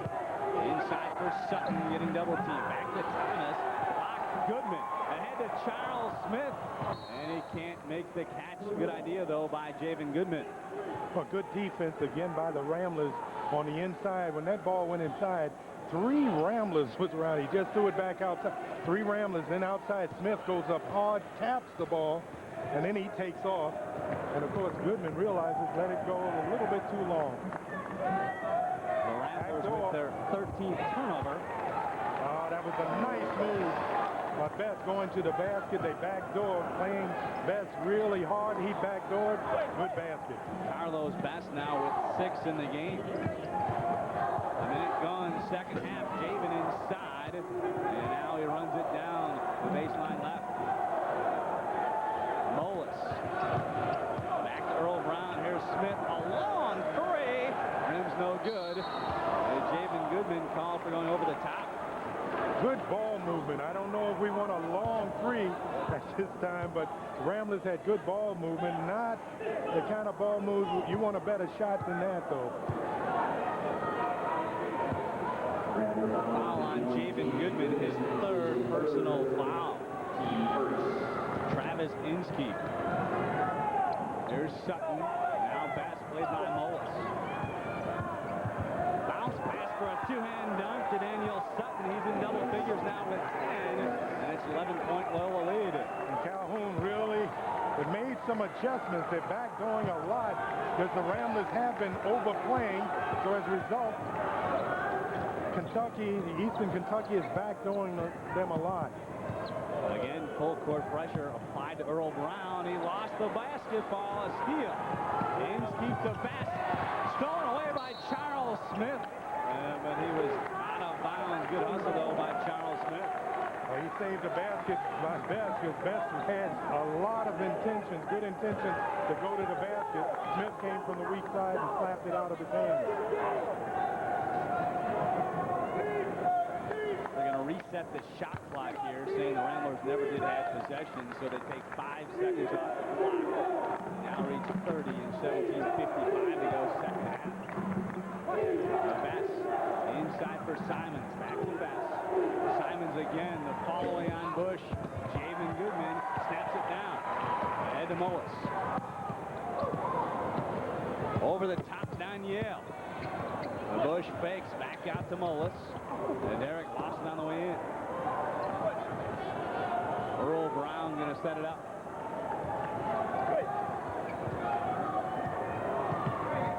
$15 to shoot. The Bush inside, powers up. He got fouled on the way in, and Donyale to shoot 2. Matt Simons bumped him with the body.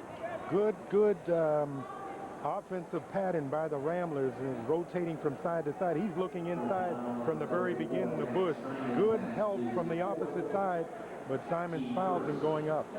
Simons picking up his 4th personal foul. Matt Simons played well during the 2 exhibition games. 30 points and 16 rebounds total. Yeah, the exhibition games, this is a new game. And when you're playing against guys like Bush and Goodman and Jaja, boy, you're playing against three real good defenders. Simons with 4. Fitzgerald has 3. Ramblers also have a couple guys with 3 fouls as Donyale Bush drains both free throws. He now has 8 in the game. Ramblers extend their lead to 13 points. Remember, they jumped out to a 21-3 lead here today.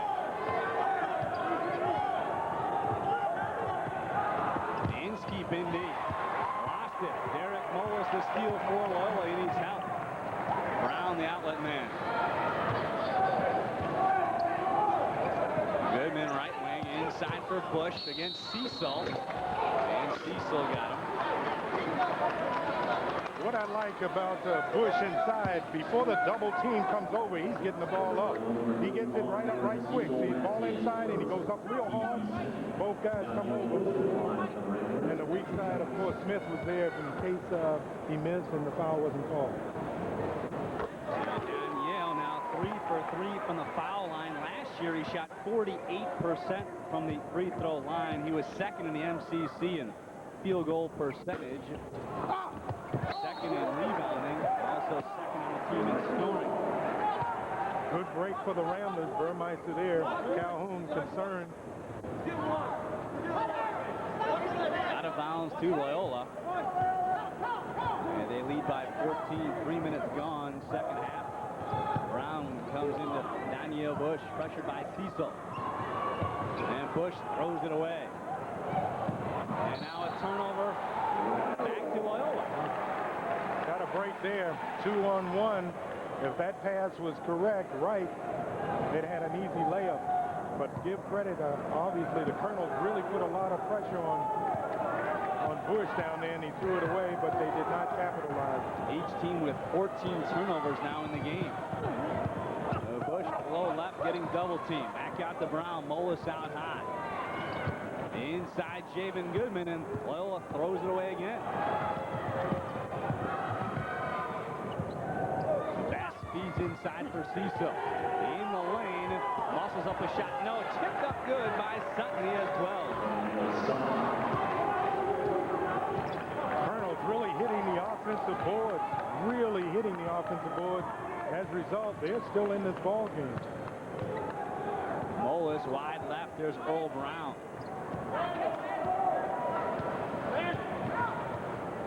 Brown around a Goodman screen. Earl in the lane. Lean-in shot wouldn't go, but a foul on Inskeep. Good move, good hesitation there, too, by Brown. As a result of that hesitation, both defenders backed off of him a little bit, and he was able to go in. Nice move, slap on the arm. Brown at De La Salle averaged 14 points, 7 assists, and 3 steals per game. He was named one of the top 3 guards, one of the top 3 point guards coming out of the city. During the exhibition season, he had just 4 turnovers in 40 minutes of play. He's a good ball player, and he looks to his men for a good pass to the big men first, and that's a plus for the Ramblers. Timeout now on the floor as Ken Burmeister's team leads by 12, 42-30. 15:58 remaining here in the second half. Stay with us here on Sports Channel. Last year, almost 1 million people experienced it. They gathered to bear witness, driven by passion. They came together under a banner that united them all. Some might call it religion. We call it Black Hawk Hockey. Right now, we're looking for converts. Season ticket plans with seats starting at $15 are now available. Call 312-943-7000 today. When you played the Bulls, who did you have to guard? I did have to cover Michael one game. Oh, that had to be ugly. He was. I killed him. Well, basically, I didn't choose for my hair to be bald. It just left me once upon a time ago. Wait a minute now. Things that you can't change and you can't, you have no control over. Hey, don't worry about it. Just do what you do best and focus on that. Extra shot, iced, half decaf grande, half skim vanilla. You want a what? A Tosca Mate every day. Is it the coffee that has you hooked, or do you just want to be hip? I can't drink anything else. Everyone seems to be hooked on Starbucks, but how much do you really know? Channel 2 News brews up the facts. Find out how many calories are in your Frappuccino. What about caffeine? How much are you paying for the Starbucks name? And what's their plan to keep you coming back? Coffee is part of my life. Everything you wanted to know about Starbucks. Tonight on Channel 2 News at 10. Welcome back to the Joe Gentile Center. Dan Bernstein here with the Loyola Ramblers up by 13 over the Colonels of Eastern Kentucky. And before we get back to action, I just wanted you to be introduced to LaRue Martin, the all-time leading rebounder in the history of the Loyola Ramblers. What are your impressions of the new building and this team, LaRue? Well, look at the new building. The new building's very, very nice. Wish we had it back then, but I tell you what, you can't beat the old alumni hall, which we had. And the team today, I tell you what, these guys are really jumping high. They look very, very physically fit. They're doing a fine job. I have to tell you, I almost didn't recognize you because as I was flipping through the media guide, I saw one of the baddest afros I have ever seen in my life. Why don't you bring it back just as a nostalgia thing? Listen, that was over, what, 25 years ago? Yeah, but it's a good look for you. Yeah, okay. I was talking to Jaja Richards earlier, and he says that's what inspired him to grow his hair out. Is that a good idea? Probably so. Why not go for it?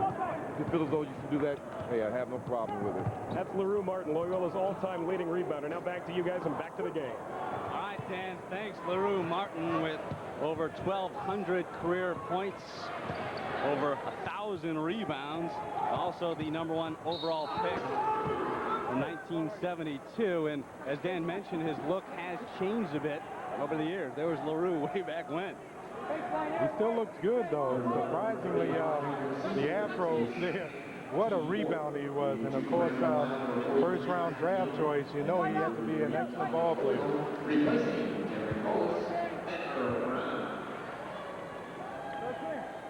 Out of bounds to the Ramblers. Dominique Ocone comes into Charles Smith. Matt Young has come back in, replacing Derek Mullis. 43-32 the count. 5 minutes gone, second half. Ocone getting trapped. Skips right side for Young. Good feed into Bush, who banks it around and out. Goodman inside, and a blocking foul call. Javan shot that with his back to the rim. He has really been aggressive around the backboard. He's got a lot of moves, and that's the big difference I see here, right here, that maneuver in the opposite way. Excellent move. You would think he'd come around to his left, but he backed in on the left. Excellent move.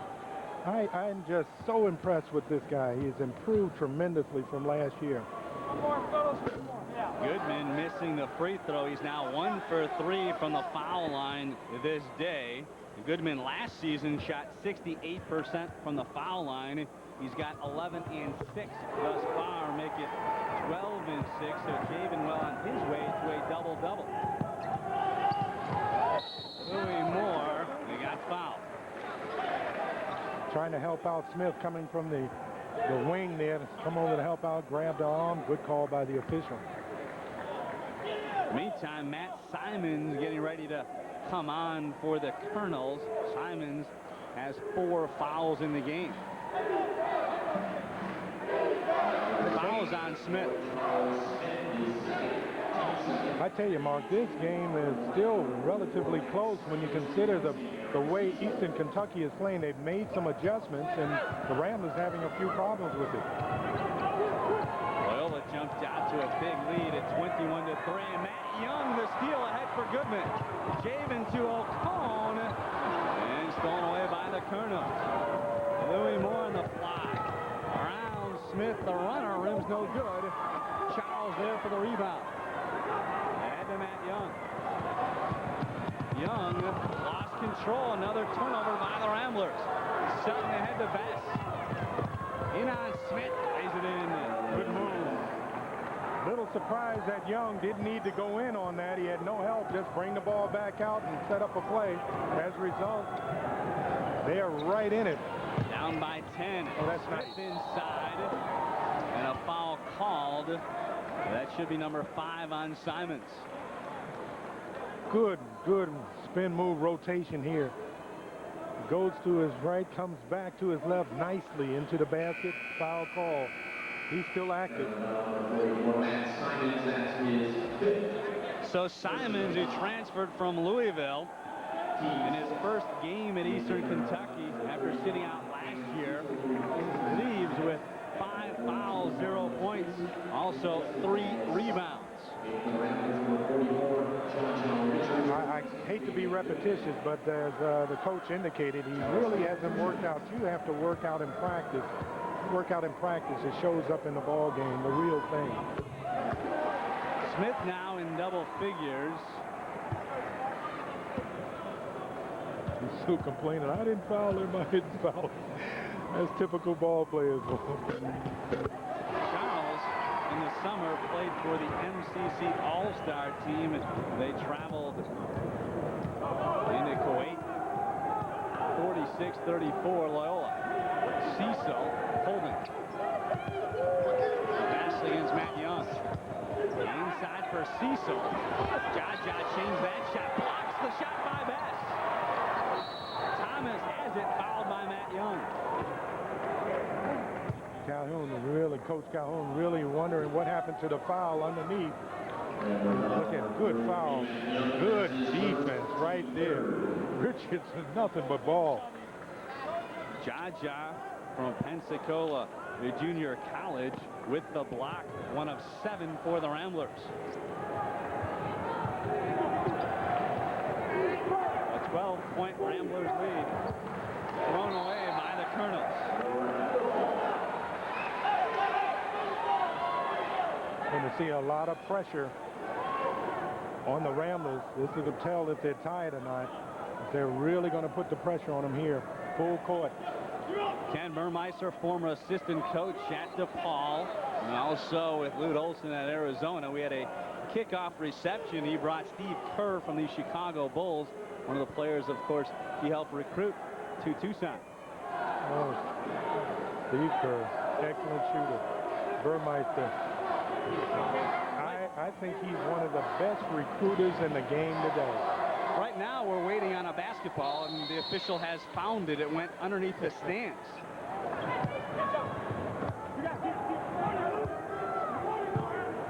This half, the Ramblers with 6 turnovers, 18 for the game. The Colonels with 16 thus far.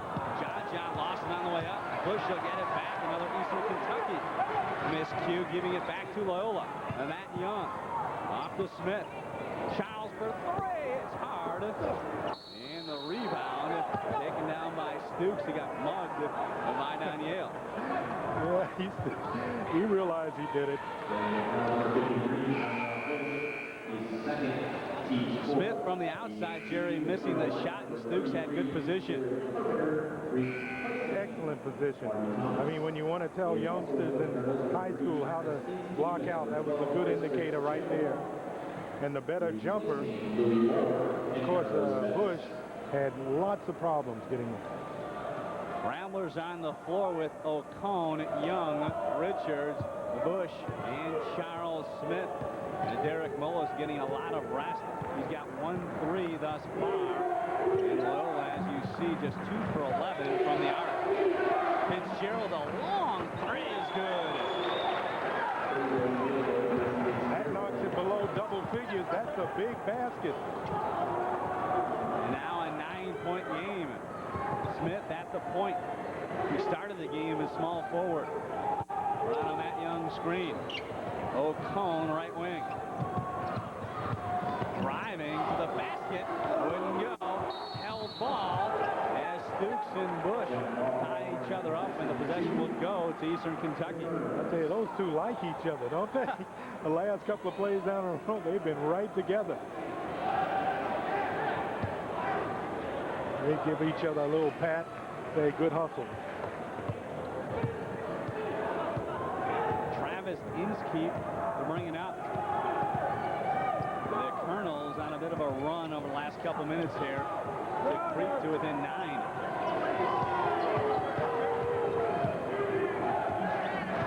Jared Carpenter, 15 on the shot clock. Inskeep on the come around. Cecil back out to Fitzgerald, fakes the 3, fires a 2, it's good. Oh, you gotta like his play. He has really come in to give them a boost offensively. Obviously, he faked his man out. He had just hit a three-pointer, so they was stopping that. He went on and faked and got two. A 7-point game, high-low. Donyale Bush tracks it down. Off the mat, Young. He'll try a three. Got it! Oh, another big basket. Oh, and he is excited about that one, and rightfully so. Young, the senior. A steal by Bush. Ahead to Matt Young. Lob for Smith. Could have been goaltending. Awfully close to a goaltend, huh, Jerry? Yeah, to say the least. Inskeep lost control. Held ball. This time the Ramblers will get it. And the alternating possession rule. Timeout and on the floor as Derek Mullis gets set to check back into the game. Loyola on top by 10. 10:58 remaining here in the second half. Steve Young for Power Bar. Who hasn't eaten a candy bar at the movies? When you're sitting back watching a movie, a candy bar's fine. But life isn't one big movie. That's why there's Power Bar energy bars. They're low in fat, made from healthy foods, packed with nutrients, and deliver lots of complex carbs for sustained energy. So if you want to be ready for the challenges of life, rely on a Power Bar energy bar. It's real energy for the real world. Introducing the new sports section of the Chicago Tribune. It's the in-your-face, no-holds-barred, take no prisoners, show no mercy, tell it like it is, on the glass edge of your seat. This could be wild, extreme, close-up. Now I've seen everything. You ain't seen nothing yet. This you gotta see. You gotta be crazy. Why didn't I think of that? Heart-stopping, gut-wrenching. You want intense? Oh, so you intense. It's back my way. It's gone! Kind of sports section. Pick up the new sports section of the Chicago Tribune. I've been slow rolling for about 8 years now. It's great exercise. And it really relaxes me. Basically, I'm a loner. I could never see myself starting a slow rolling team. It's all technique. And good long underwear. Dual-fold long underwear with DuPont thermostat. Keep dry, keep warm. Keep rolling! Stay tuned. Coming up next, the Lady Ramblers host Colgate. But we remind you to keep it right here. This being the opening of the Joe Gentile Center. Between the games, we'll be here to bring you interviews and much more. Plus, we'll send you back to the Sports Channel Report studio and get you caught up on all the sports news of the day. So Colgate and the Ramblers to follow. Now, this one appears as though it may go down to the wire. Loyola in possession now, leading by 10 as we come up on the 10-minute mark for regulation time. O'Cone on the wing. Charles Smith left side. Mullis, who's been quiet, just 5 points thus far. 8 on the shot clock. Jaja inside. He got hooked, though, by Aaron Cecil. A good foul by Aaron Cecil. He knew he was beat. A good pass into the opposite side of the defender. He was on his way, so he pulled it. Javan Goodman comes in, replacing Donyale Bush. Carlos Best back on as well for Mike Calhoun's Eastern Kentucky Colonel. Loyola this half, 2 of 9 from the field, 22%. Eastern Kentucky, meantime, 7 of 13. So they have 5 more field goals, 4 more attempts than do the Ramblers. Jaja's free throw is off the mark. O'Cone steals away from Carlos Best. What's hurt the Ramblers and still makes it close is the free throws. They've been better at 7 for 10. Still not enough. There's a blocking foul on Best. 18 foul. And it'll send Loyola back to the free throw line. 22nd timeout taken by Eastern Kentucky. We'll keep it right here. I tell you can see Coach Kim Burmeister giving some instructions, but on the other side, I tell you, Calhoun is lighting into his players, and rightfully so on that rebound. There's no reason why you don't block out and you get that rebound on the miss. So what I see, Mark, the big difference is the Ramblers are not playing well with their offense. defense, but the hustle. They have hustled themselves to keep that double-digit lead.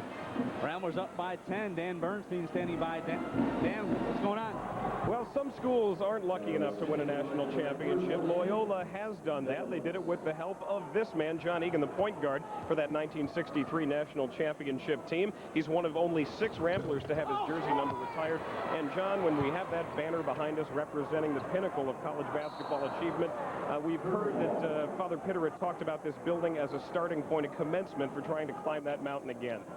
Well, it seems today, at least, they've at least recaptured some of the enthusiasm, if not the talent of that team. It looks like a team that's going to win some games in the future, but the enthusiasm is probably just as important as the talent. Interestingly, you as a point guard can appreciate the improved point guard play of this Loyola team. It seems like it's making a difference.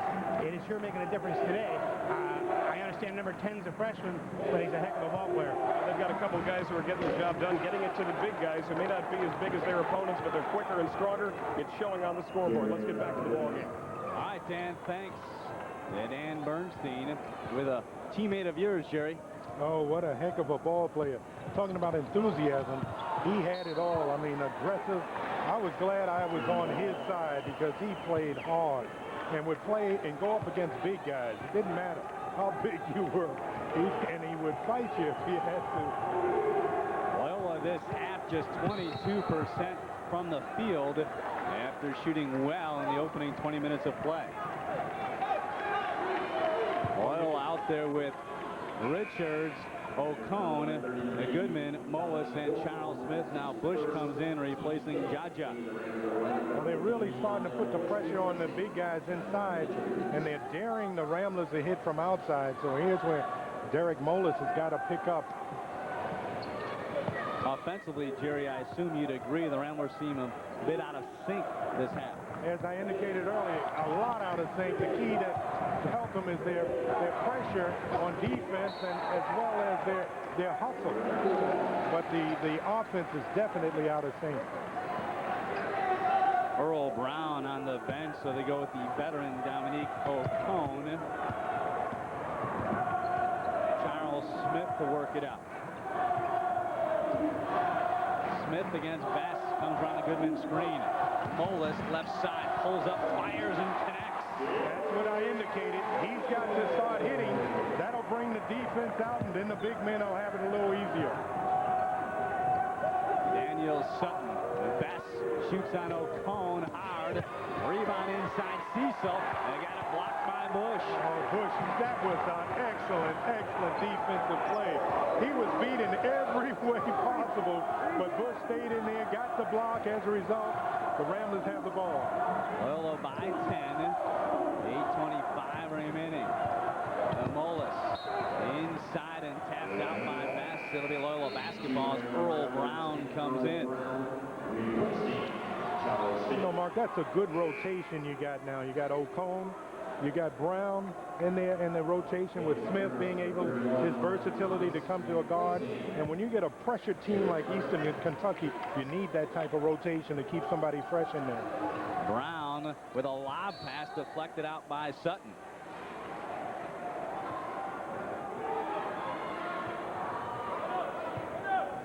And now Earl going to try it again. This time, well, it'll be Dominique to inbound instead. In front of the Ramblers bench. Brown right of the key. Here's Mullis. Inside for Donyale. Another held ball. I tell you, both teams are working hard, scrapping on the floor, and you got to appreciate that from both clubs. And that's been the difference right here. Just great hustle here. Nice bounce pass in. 2 Colonels right on the ball with Bush.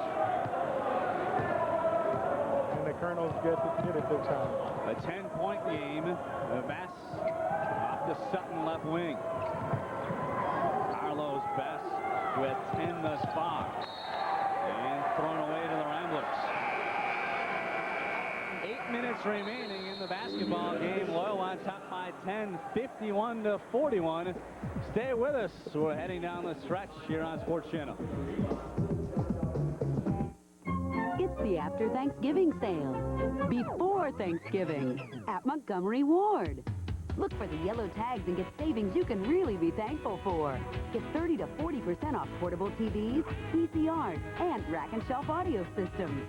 Get 50% off camcorders, save $10 to $300 on appliances, and $30 to $850 on furniture. So get to Montgomery Ward before Thanksgiving, because with savings this great, you just can't wait. Welcome to Sam's Satellite City. May I help you? I'm interested in DBS. Direct broadcast satellite. You'll need a dish, a receiver, decoders, and converters, connectors, various and sundry electronic components. I need all this. This will get you started. Say, how many TVs do you have? 3. Well then, you're just going to need a few more things, aren't you? There you go. Of course, this doesn't include your monthly subscription fees. That costs extra. And if you still want to watch local network programming, you'll also need a regular antenna. We have an excellent selection of regular antennas. Come on along and do your shopping here, nearby in Countryside, the town of friendly pride. Yes, sir, that's Countryside. We offer prices low and values high. Whichever store you try, nearby in Countryside. No need at all to travel far and wide. Come on, just take a little ride, nearby in Countryside.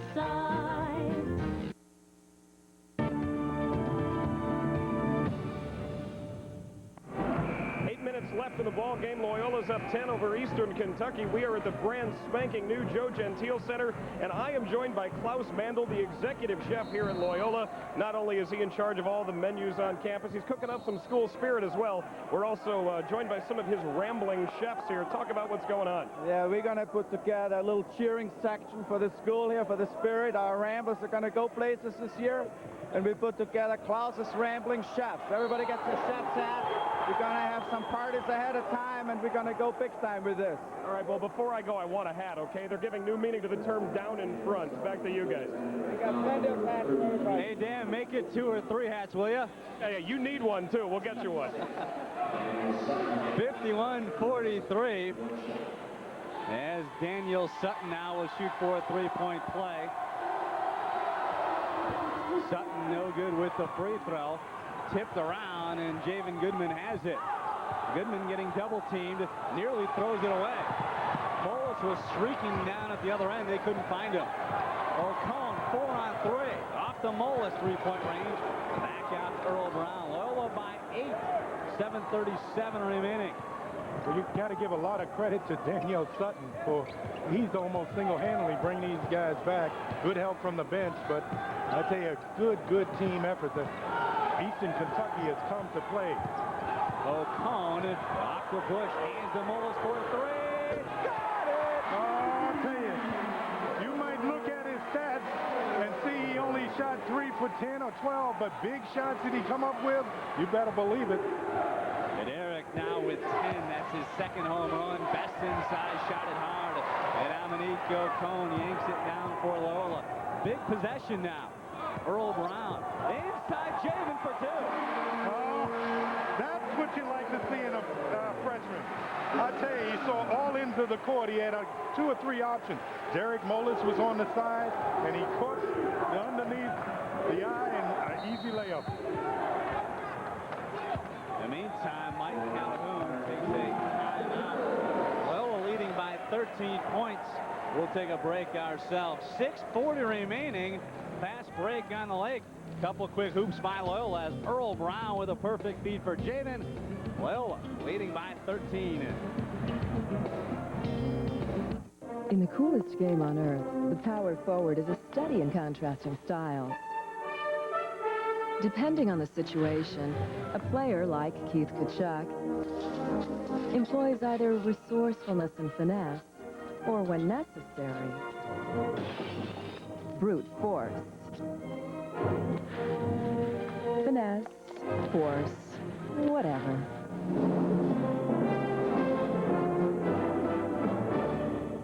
This Thanksgiving, your Dodge dealer has prepared some very special things, like a tempting $1,000 cash back or 1.9 financing on Dodge Neon, $1,000 cash back or 1.9 financing on Dodge Stratus, or help yourself to package value discounts up to $14.57 on Dodge Ram. But hurry, because this Thanksgiving, there might not be any leftovers. See the friendly Dodge dealer near you. How many saves in a game can I make?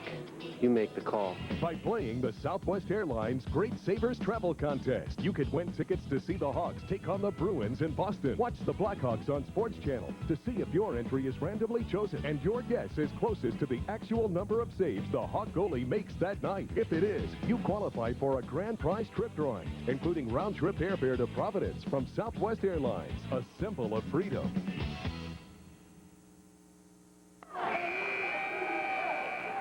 The Ramblers have scored the last 5 points over the past 80 seconds. They lead by 13 points. From here, Loyola plays St. Peter's on the road Tuesday. Next home game Saturday against Kent State. A jump shot off the mark by Sutton. Foul call. We're heading the other way. Every time Eastern Kentucky really makes a run, the Ramblers have come up with big baskets. Derek Moeller's hit a good three. Brown caught Javan underneath for an easy basket. I tell you, they have really countered every time.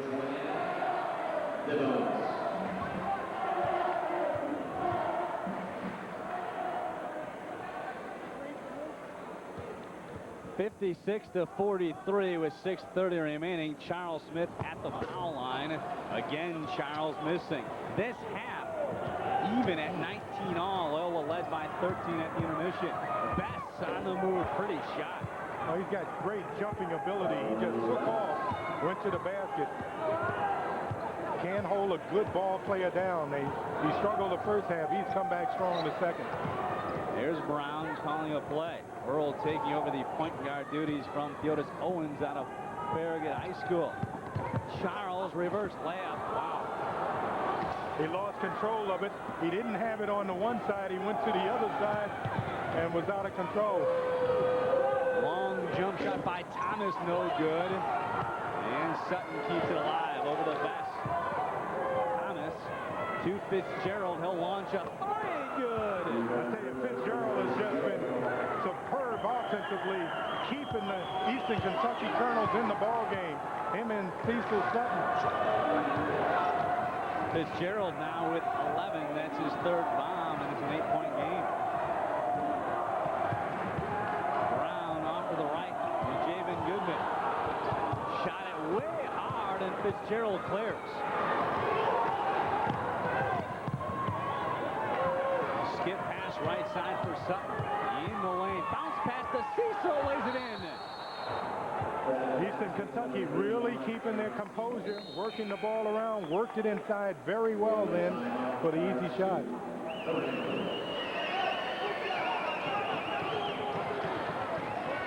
A 6-point game with 5:06 to go. Ken Burmeister wants to talk things over. A lot of credit to Eastern Kentucky and Coach Calhoun. He kept them in the ball game, kept staying in there. And I tell you, Mark, when you talk about free throws to make a difference down the stretch there, a lot of 1-and-1s. Now it's in a situation where you depend on free throws. A lot of it depending on free throws. Eastern Kentucky has scored the last 7 points over the last 98 seconds. And they've cut this lead down to 6. Remember, the Ramblers jumped out to a huge lead. It was 21-3 before people sat down. Loyola also led by as many as 20 on 2 different occasions at halftime. They're up by 13, but turnovers really for each team has hurt them. And right now we're in the 50s. I know Ken Burmeister would like to see his team score in the 80s this year. Right, I can understand that, but good defensive effort by Eastern Kentucky put him back in the ball game. And Carlos Best had a lot to do with it. His good floor game, coming up with good steals, and Cecil Sutton has played a good role as well. So the Ramblers are in for it, but they expected that. Eastern Kentucky is a good club, and this is a good test for the Ramblers going down the stretch. They're going to be in a lot of games like this down the stretch, and you have to play well at the 5-minute point on down. As you saw, the Ramblers have been outscored by 7 here. This half, they lead by 6. Now Eastern Kentucky going to pick up full. Chris Fitzgerald has 11 in the game. Best has 12. Sutton with 14. Javan Goodman leads Loyola in scoring with 14. And Derek Mullis has 10. Charles Smith with 11. Brown got it tapped out. Last touch by Carlos Best. It'll be Loyola basketball. 5:02 remaining. Loyola a year ago, 8-19. They won 5 MCC games, the most conference wins since 86-87. Brown getting double teamed. Here's Charles Smith. Off to Mullis. And now Earl Brown. Over the top, deflected. Brown gets it back off of Javan's hand and out of bounds to the Eastern Kentucky Colonels. This half, the Ramblers 35% from the field. Eastern Kentucky shooting well. They're at 50% this half.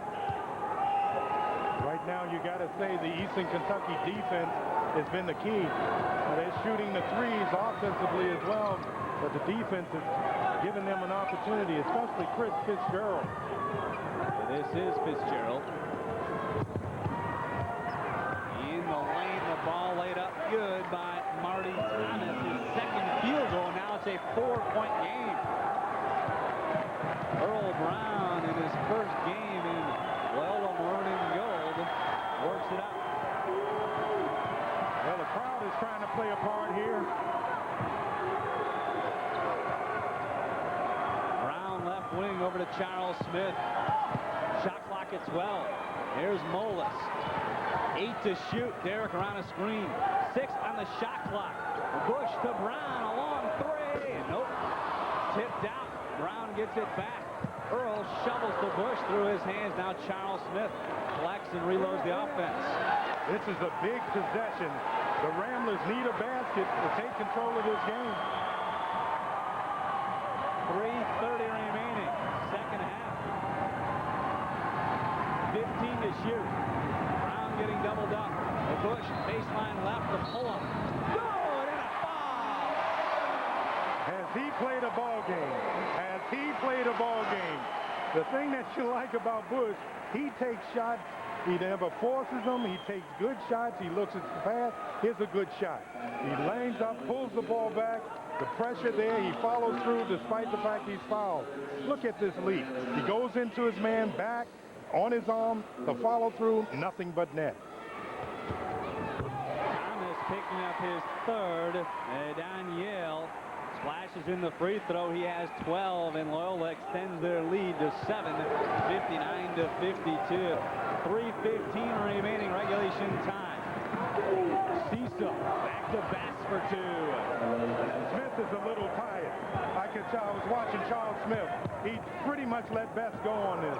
There's Charles. He got fouled in the backcourt by Daniel Sutton. A double bonus situation here. He needs we talked about free throws 3 minutes ago. This is where the Ramblers have been hurt in the past. Burmeister can't make free throws for you.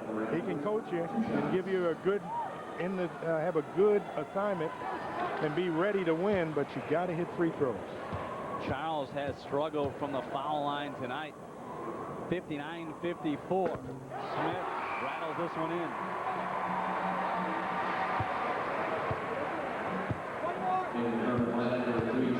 Inskeep comes in for ball handling purposes as they go small. Marty Thomas comes out. You are right. They are real small, real small. That's for quickness, and you can be sure they're going to be guarding full court. There's Bass. Got it blocked and a foul called.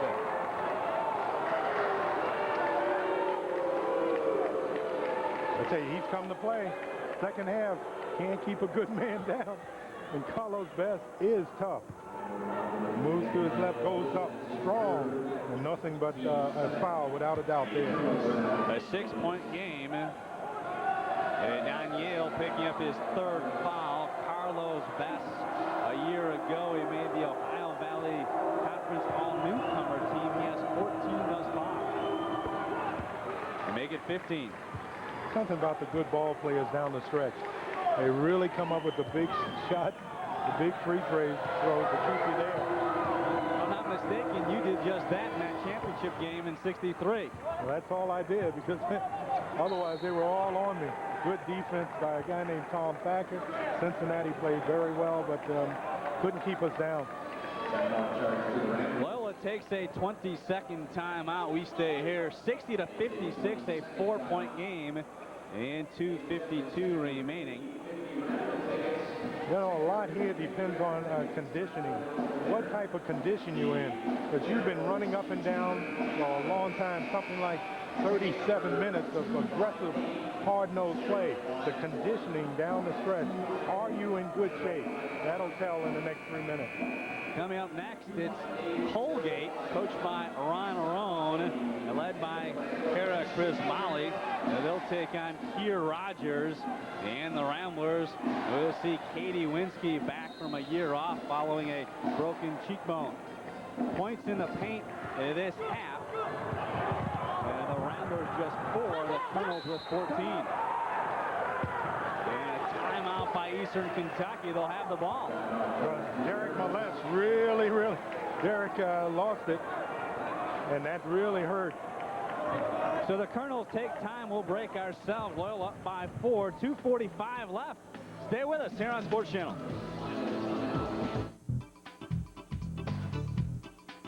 Loyola Ramblers basketball is brought to you in part by the Chicago Tribune, Power Bar, fuel for optimum performance, WBBM TV Channel 2, and by Harris Bank, helping you make better choices. Neither snow, nor rain, nor heat, nor gloom of night stays these reporters from the swift completion of their appointed sports. New Sport, the sports... Big scene. Capsule splashes down. You pull Hanks to safety, okay? Stroke. More passion. Grab Hanks tight. But not too tight, because we don't want to hurt Tom. He's a big star, after all. Gently. I've just come back from space. This is a big scene. You get to shine. You'd be surprised by everything we're doing to bring you your favorite movies. Continental Cablevision. We work, you watch. All Types Fireplace has the Midwest's largest selection of high-efficient fireplaces, quality wood stoves, and fireplace accessories. All Types Fireplace specializes in decorating fireplaces in antique, contemporary, and traditional styles. Let All Types experts help you decide on the right fireplace or furnishing ideas for your home. All Types Fireplace also does fireplace and chimney repairs. Whatever your needs, let All Types Fireplace be your fireplace company at 844 Madison Street, Oak Park.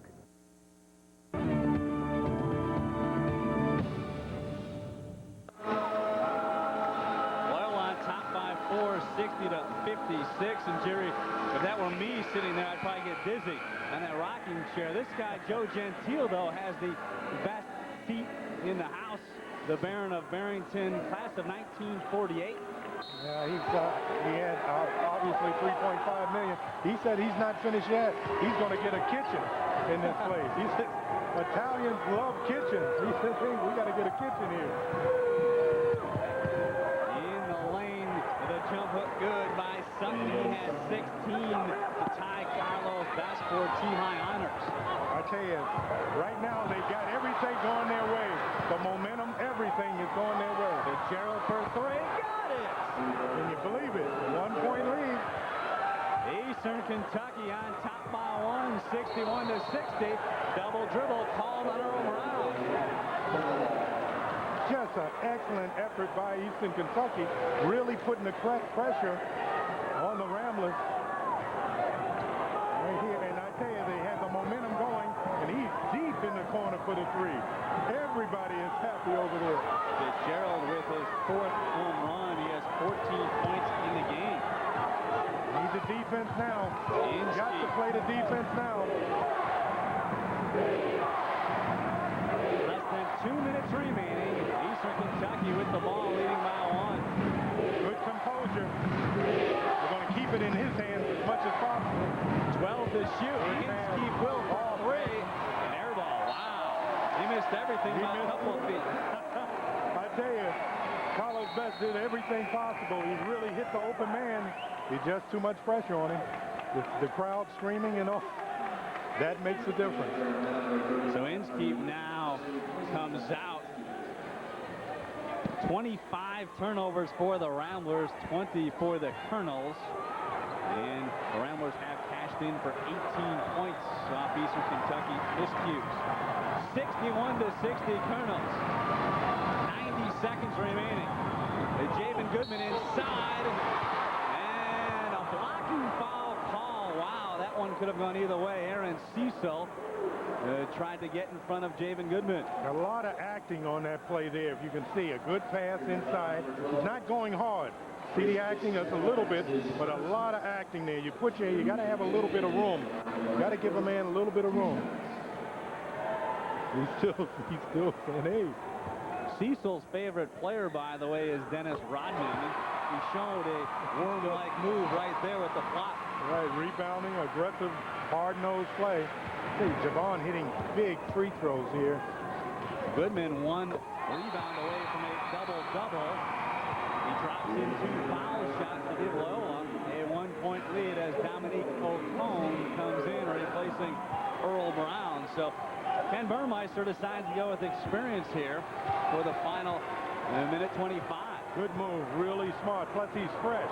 Got a couple of fresh legs there too. Tracked down by Thomas. Charles Smith took an elbow. He's down off the ball. Cecil fakes over to Bass. 70 seconds left.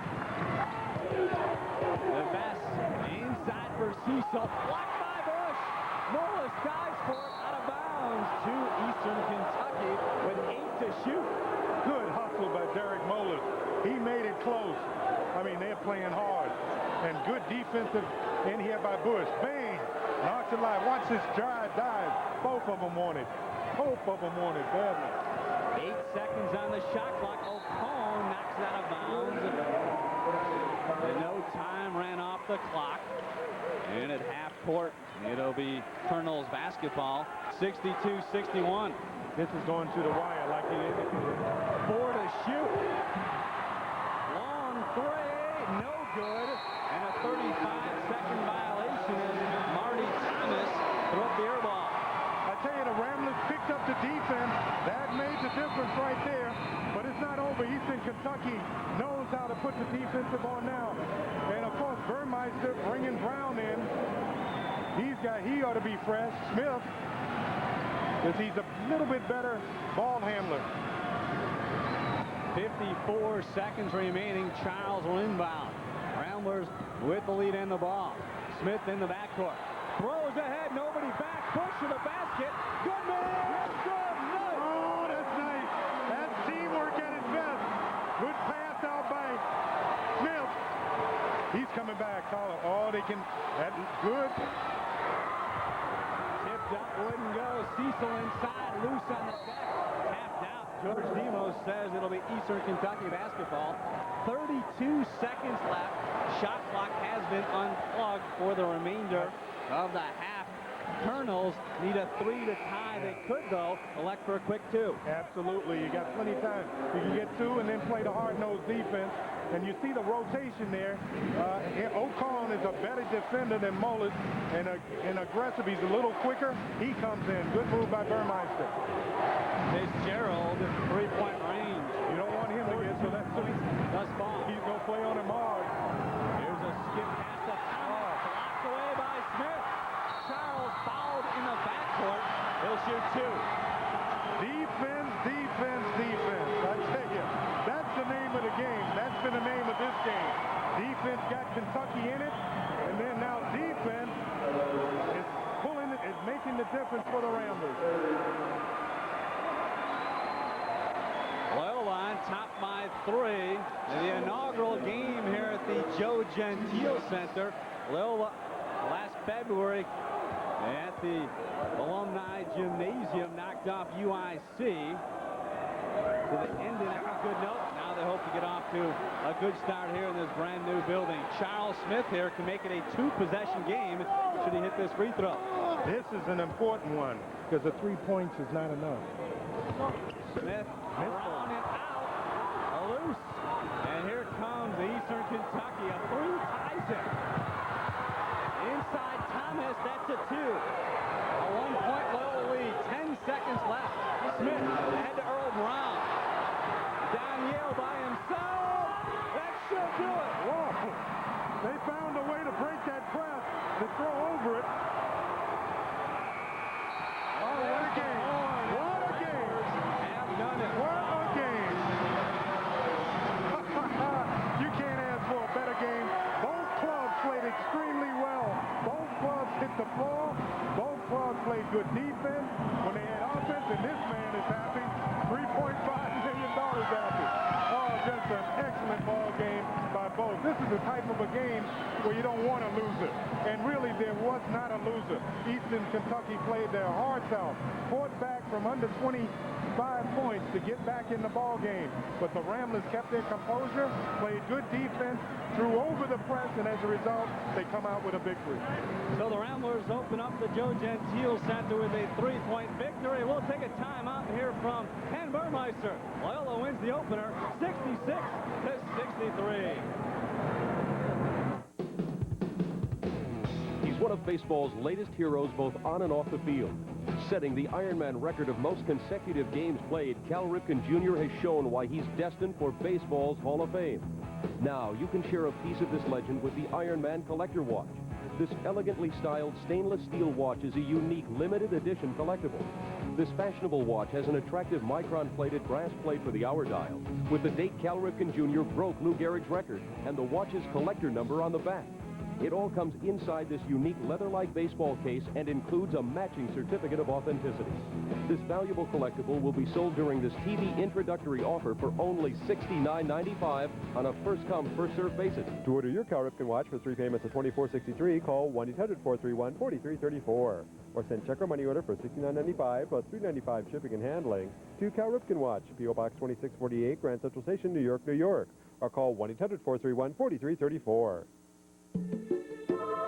Last year, almost 1 million people experienced it. They gathered to bear witness, driven by passion. They came together under a banner that united them all. Some might call it religion. We call it Black Hawk hockey. Right now, we're looking for converts. Season ticket plans with seats starting at $15 are now available. Call 312-943-7000 today. All right, the Ramblers survive a furious Eastern Kentucky run. They close it out, winning by 3, 66-63. Mark Pinsky alongside Ken Burmeister and Jerry Harkness. And Coach, congratulations on the victory. You guys jumped out to a big lead at 21-3. Yet Eastern Kentucky made a good game of it. Well, you have to give Eastern Kentucky credit. They really picked up their defense, their aggressiveness, and then we did not capitalize on any free throws. And we didn't look down the floor against the press, and they were able to really capitalize on our mishaps. For the game, Javan Goodman played strong. He had 18 points, also 9 rebounds. We talked about Javan at the beginning of the broadcast. You would like to see him average a double-double. He came awfully close tonight.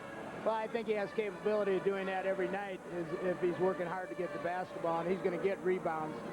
He's really done a nice job with his working on his offensive game and not committing the amount of turnovers he did a year ago. So he'll come on. I think we got an early lead, and I substituted too much in the first half and took us out of rhythm. And I think that's the first time going into a halftime where we're up 13. And I was really disappointed by our play.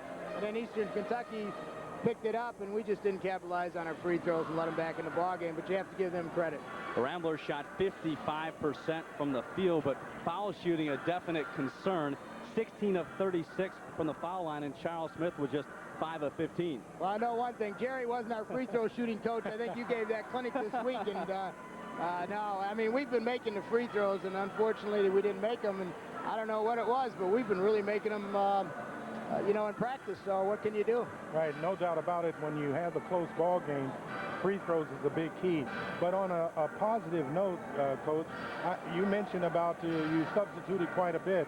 I thought the pressure that Eastern Kentucky were putting on your guards, I thought when you got guys like Brown, you can put Smith back there, and O'Cone, I thought it was a plus for you on the long run. Well, Earl hurt his hand, and he was really hurting on his shooting hand. I thought for sure he could give us some more offense, but they picked up their pressure, and we just didn't go backdoor. We had a couple backdoor plays, and then you know, we were foolish with the basketball and didn't finish. And those are things, you know, the best part of it is we ended up on the positive end. We've been on the negative end so much that I'm mad, but I'm so happy because we won. So what can you say? I noticed that you were right, and you mentioned it. They really took 2 or 3 from you, and you started to throw. I know you did that in the timeout. You threw over the defense. As a result, Bush got 2 or 3, and Goodman got good baskets. Well, we kept catching the ball in the corner, which is a problem. You know, I don't know. We never worked on that play, but it came into play today where we caught the ball in the corner, and then we were looking back to the guy who threw the ball out instead of looking down the basket. We had guys open.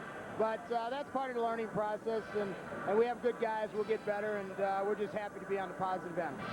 And the last question, as far as I'm concerned, I think the recruitment, Ken, that you've done, the talent is here, and that's the first step, and you've done that. Well, I think the new arena has really helped us, the Joe Gentile Center. You know, I've said that number one, it helps the present players give a bounce.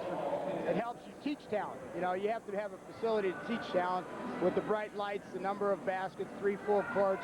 It adds to the beauty of the campus. And then the best part, we had to help us, and it's an aid to help us recruit. And we've signed 4 players. Brad Tice is sitting out, 6'10" transfer. And then our other 3 players, we signed Ryan Duchler, Wayne Plowman, and Mark McDonald. I think in the olden days, we would have been 0 for 4.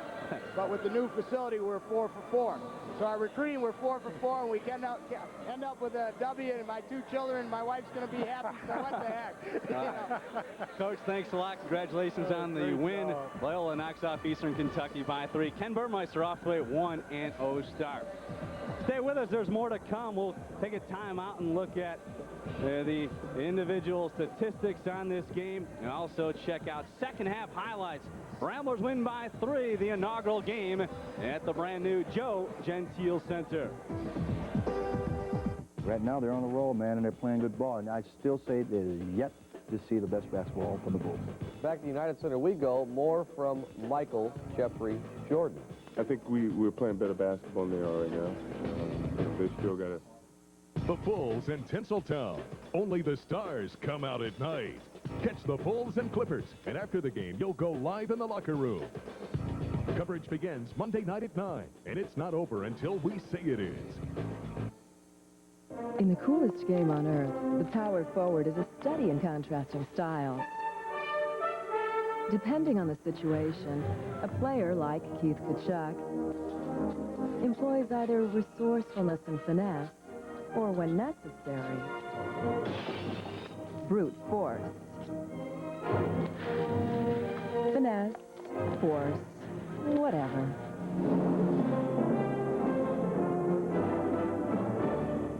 You know, a Solozzi Edelson gold labeled used car is like love. It's better the second time around. That's right, Jimmy. You know our used cars are better the second time around. And all Solozzi Edelson Chevrolet gold label cars come with a 30-day, 100% guarantee on anything that might go wrong. With over 250 to choose from, you'll fall in love all over again the second time around. So buy a used car you can love at Solozzi Edelson Chevrolet, where you always save more money. It's the after Thanksgiving sale. Before Thanksgiving at Montgomery Ward. Look for the yellow tags and get savings you can really be thankful for. Get 30 to 40% off portable TVs, VCRs, and rack and shelf audio systems. Get 50% off camcorders, save $10 to $300 on appliances, and $30 to $850 on furniture. So get to Montgomery Ward before Thanksgiving, because with savings this great, you just can't wait. All right, so the Ramblers win it by 3, 66 to 63 over the Eastern Kentucky Colonels. Back here alongside Jerry Harkness from the 1963 championship squad. I'm Mark Pinsky. The Jerry, for Loyola, they survived 27 turnovers, but they still do enough good things to get the win. Right, you are. And I tell you, when the weak things are not working, you got to do the other things, and you got to hustle. And they played aggressive. They were on all the balls that were on the floor. He played hard, they played physical, and they had offensively on the rebounds, they got good baskets there. The inside game was superb. Derek, Didn't play the game we want him to, that we're used to seeing, but if we can win with Derek playing a weak game, that's a plus for the Ramblers. All right, the second half in the Ramblers found themselves at the break leading by 13 points, but in that second half, Eastern Kentucky made a good run and eventually took a lead. And right now we'll check out the second half highlights here, and we'll see Eastern Kentucky get it inside from Best.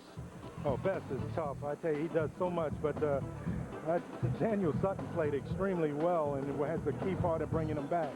But every time Eastern Kentucky came back, we came up with big baskets outside. Young hit, and then Molas hits as well, so to block it out. But Eastern Kentucky said, hey, I'm going to stay with you. I'm going to stay with you all the time.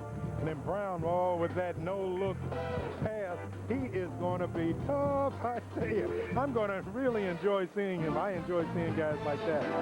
But I tell you, they came back really throwing the Colonels. Look at that. They're all excited. Even Simons, he fouled out with no points, but he was in there inspirationally. Oh, good pass. This is a key. And you can see Goodman, Bush, all excited. But I tell you, Eastern Kentucky says, no, no, no, I'm going to stay in there. And they did. They worked hard, stayed tough. But the key was they threw it over that press and got easy baskets, as Coach Burmeister indicated. Loyola 55% from the field, just 44% though from the foul line. Loyola 4 out of 14 from three-point range. Derek Molas was 2 for 8 himself. Loyola does out-rebound Eastern Kentucky by 3. A combined 47 turnovers, and the Ramblers had 10 blocks as they win it by 3 points by a final score of 66-63. And Jerry, one nice thing for the Ramblers is the fact that in past years, especially the recent past, they had trouble in close games. Here they pull one out down the stretch. And that's a sign that this team has come alive. Obviously in the past this was a young team, but they've come around. Derek Molas and this guard Earl Brown, I like him. And then also we got Ocone coming off the bench. So they're a little bit stronger from the bench as well. So when those legs get a little tired and you start getting a little short on your shot, Burmeister can see it, go to the bench, bring some other guys in to take the place, and as a result, it's a team game. It's a team effort. That's what won it today. All right, Jerry, your work is done. Thanks a lot. Good job today. It's a pleasure. All right, so the Ramblers win it by 3, 66-63. We'll take a timeout, then come back and hear from Keir Rogers, the head coach of the Loyola women's squad. They're getting set to take on Colgate. In the opener, the Ramblers knock off Eastern Kentucky by 3 here in the inaugural game at the Joe Gentile Center. If you ask whether it's better to give or receive, I'm in favor of both. Either can change a person's life. I remember when I received a travel and training grant from the Women's Sports Foundation. The grant made me feel like people believed in me, believed that I could become a champion. It kept me going strong when I needed it the most. Now I feel an obligation to give back to other young athletes, which is why I'm telling you about the Travel and Training Fund. The fund will give a lot of serious female athletes the boost I got. It will help young women become their absolute best, maybe even champions. If you're an aspiring athlete or know of someone who could use some financial help, find out more about the Travel and Training Fund. Write to Travel and Training Fund, care of the Women's Sports Foundation, Eisenhower Park, East Meadow, New York, 11554. Or call 1-800-227-3988. Don't let anything stop you from trying. Discover the amazing training secrets of America's finest baseball school with Dynamic Practice Organization, a revolutionary new instructional videotape. Dynamic Practice Organization features professional scout and instructor Tommy Mansky with his famous building block approach to athletic training. This exciting instructional videotape features the same drills, techniques, and methods that have produced baseball world's back-to-back-to-back AAU national championship teams. Dynamic Practice Organization makes any coach look like a genius and organizes offensive and defensive practices that players of all ages and ability levels can't wait to attend. And immensely improves team communication skills and even conditioning. This is the instructional video that's a winner. To order your copy for only $29.95, have your credit card ready and call toll-free, 1-800-942-1400. The Dynamic Practice Organization teaching video makes a great gift, too. Call now, 1-800-942-1400. All right, the men's team wins by 3, 66-63. Coming up next here on Sports Channel, Loyola takes on Colgate in a women's game. Keir Rogers, who graduated from Loyola in 1991, is now the women's head coach. I caught up with Keir earlier this week. Hey, when you played here at Loyola, did you ever think you'd come back and eventually coach here? To be honest with you, I thought that I would be playing basketball professionally at this level. At this time, whether it be in Europe or CBA, NBA, those were my hopes when I left Loyola. So now this is, I knew I would eventually be in the coaching capacity, but I had no idea it'd be this soon. I had no idea it'd be at this time at Loyola. So. What happened with your playing career? Why was it cut short? Well, after my first season in Cyprus, had a pretty good year. Thought I could move up. Eventually went to France the following year, and unfortunately broke my right foot, so wasn't able to continue my career. So. Where are you at right now in terms of your growth as a coach? Well, I believe that in my playing career, I had some very good coaching from Gene Sullivan, from Will Ray here at Loyola. Even I go back to high school. Earl Cunningham, my high school coach, very fundamentally sound coach, and I think I picked up a lot of that.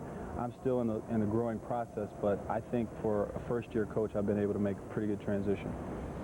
You're coaching women now. Is it any different coaching women as opposed to a men's team?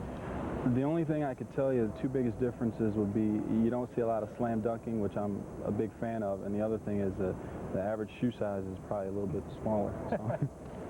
But that's basically, I mean, these kids, they hustle just as much as the guys do. You're starting to see, I mean, you watch the ABL now and eventually the WNBA, you're going to see some players make plays that you'll be like, wow, I couldn't believe they could do that, but it's possible. What's your goal right now with this year's team? I assume help get them competitive? I would like to see each and every player on this team come in every game and look at the opponent and say, we can definitely compete in this conference. We can compete with our non-conference schedule. Last year and prior years, you know, Loyola had a tendency to be pre-rated very low, and we have a tendency to look at teams like Wisconsin, Green Bay, and Butler and say, oh, God, we're playing Butler, we're playing Green Bay. And I want to get out of that. I want people to be concerned about Loyola, concerned that we're going to give them a game the whole 40 minutes. You came in at the right time last year as an assistant coach, now this season as the head coach, with this new arena that has to help you. Definitely. One thing I'm telling our players for this upcoming game, our first game in the Gentile Center, is we've got a great support cast with the fans. We've got this beautiful building. Those are all things that are in our advantage, and we just have to make them work for us, let them work for us. What do you like about this year's squad? Laura Wolf is back. Erica Johansson also should help you. I like the fact that we've got a decent number of juniors, and then we also have a decent number of freshmen. Only one sophomore on the team this year with Vanessa Gaudio, but Katie Winsky, our only senior, along with that great group of juniors I talked about, they're going to be able to lead this team and provide a little consistency, which is going to help us out a lot. Ken Burmeister has a slogan, fast break on a lake. Have you thought of one yet for your team? And nothing that catchy. Ken's good with stuff like that, but I'm not even going to say we're part of fast break on a lake right now. I'd rather be smart basketball players at Loyola. So, and that's something we're gradually working into. All right, we'll see Keir Rogers and the Ramblers next. They take on Colgate. We'll take a timeout, and coming out of the break, we'll hear from Dyrell Joyner back in the Sports Channel Report studio. Stay with us here on Sports Channel. There's only one, Bob Royman. Has shopping for a car got you all topsy-turvy? Then come to Schaumburg Honda Automobiles. We have over 400 new Hondas available every day, plus over 150 pre-owned vehicles. So don't get topsy-turvy. Get your feet on the ground with good, honest deals and great customer service. That's at Schaumburg Honda Automobiles, just 8 blocks west of Woodfield Mall on Gulf Road, Schaumburg.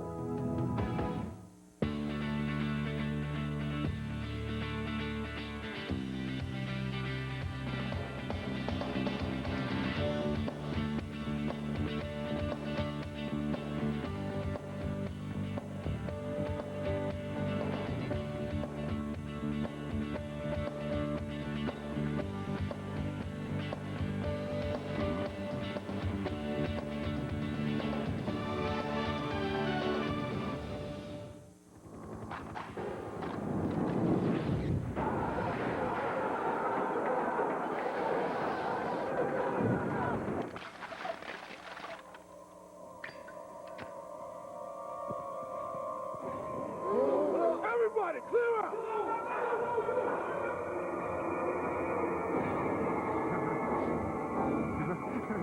I can't! I can't!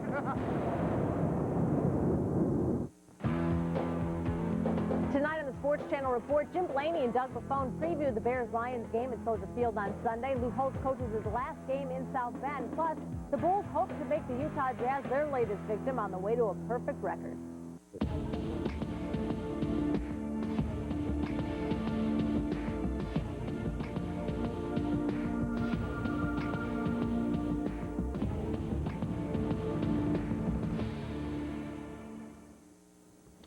Hello and welcome to the Sports Channel Report Studios. I'm Darrell Joyner. We'll get you back out to the Joe in a few minutes, but first we want to get you caught up on the day in sports. It was one for the Gipper, the last regular season home game for Coach Lou Holtz at Notre Dame. He is second only to the legendary Newt Rockne in wins. Holtz came into the day with 99, one shy of the century mark. So you knew his players would run through a brick wall for Lou, and you know what? They did. A 62-zip pasting of Rutgers, giving Lou a sweet farewell at Notre Dame Stadium. And we pick it up. You want drama? We've got drama for Sweet Lou and company. Pick it up. First quarter, Ron Paulus gets a good start. Off to Archie Denson. Notre Dame would go up 7-0 early on. Special teams also a great part of this game. Kevin Coretta with a block. Oswego's Joey Goodspeed with the return. And just like that, Notre Dame was up 14-0. And you knew Lou was loving it. Yes, that's a smile you see on his face. Still in the first, more Irish offense. Paulus, the shovel to Jamie Spencer. No problem at all. 21-0 Notre Dame, and the rout was on at that point. And defensive coordinator Bob Davie giving the signs. More on him in just a bit on his future with Notre Dame. The defense was working. Benny Gilbo picks off Mike Stevens, and he returns it all the way down to the Notre Dame 35. The Irish defense had Rutgers to only 42 total yards. And then that set up a Pete Cherpelevich touchdown, 35-0 Notre Dame. That tied a record for most touchdown passes thrown by a Notre Dame quarterback at 41. This breaks the record here. Paulus goes to Malcolm Johnson, that being number 42. Notre Dame up at that point, 41-0. And you talk about the legendary Lou Holtz carried off on the shoulders of his players in a resounding 62-0 win over the Scarlet Knight. So Lou hits the 100-win mark. 5 shy of the record 105 wins held by the legendary Rockne.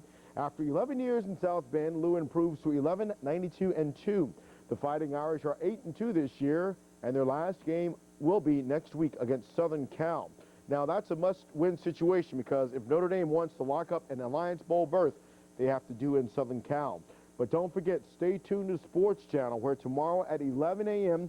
we'll have the live press conference of assistant coach Bob Davie, reportedly being announced as the new head coach of Notre Dame.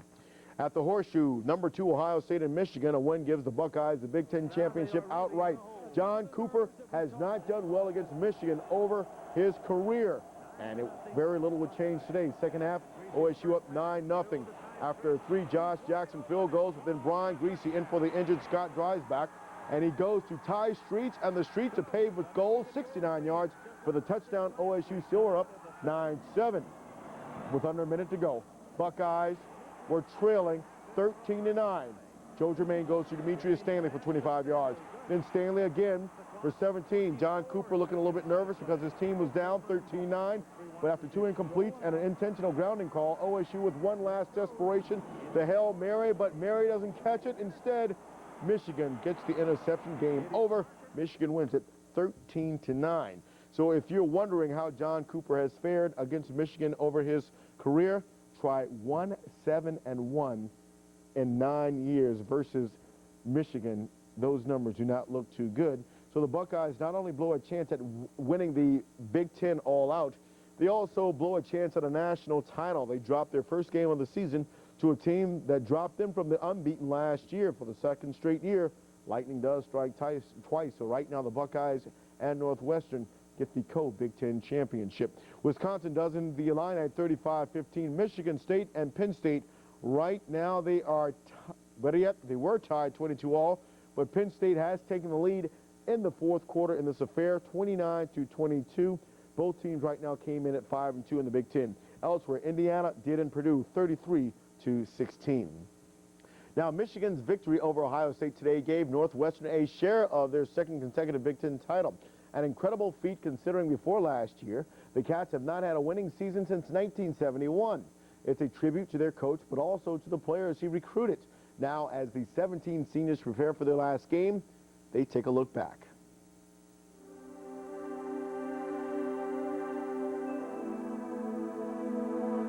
It was a very special moment for me to see those guys run on the field one at a time, and then to win the game after, you know, 5 years ago when they all came here, it didn't look like that was going to happen for them. But as players, you know, we expected when we came in to turn things around, and we'd be disappointed if we hadn't. I'm happy. In fact, when we were singing the fight song, I had to fight back the tears. So it's a hell of a way to go out. I mean, 15-1 in the Big Ten isn't bad for a recruiting class that was rated 11th in the Big Ten 5 years ago. Throws to the end zone left corner. Touchdown! Dave Beasley.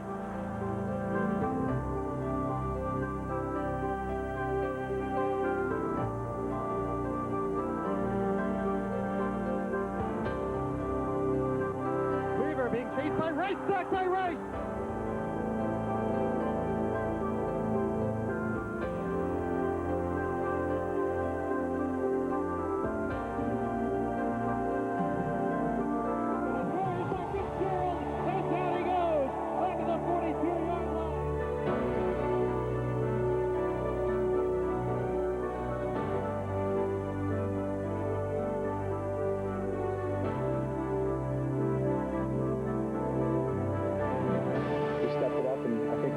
Gain a little bit of respect that our defense, you know, well deserves.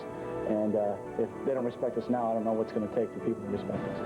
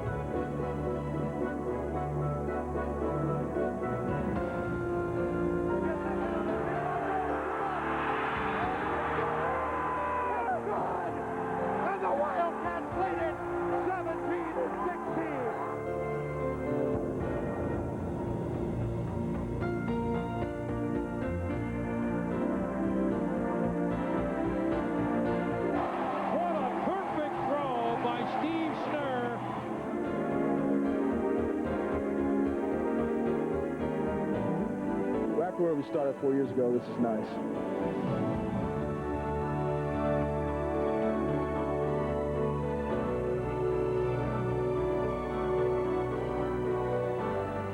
It's been a great ride for those seniors the past couple of years. Again, we take our hats off to those guys as well as to the staff and crew over there at Northwestern. When we come back, we'll recap the battle for Illinois last night at the Pavilion. Stay with us.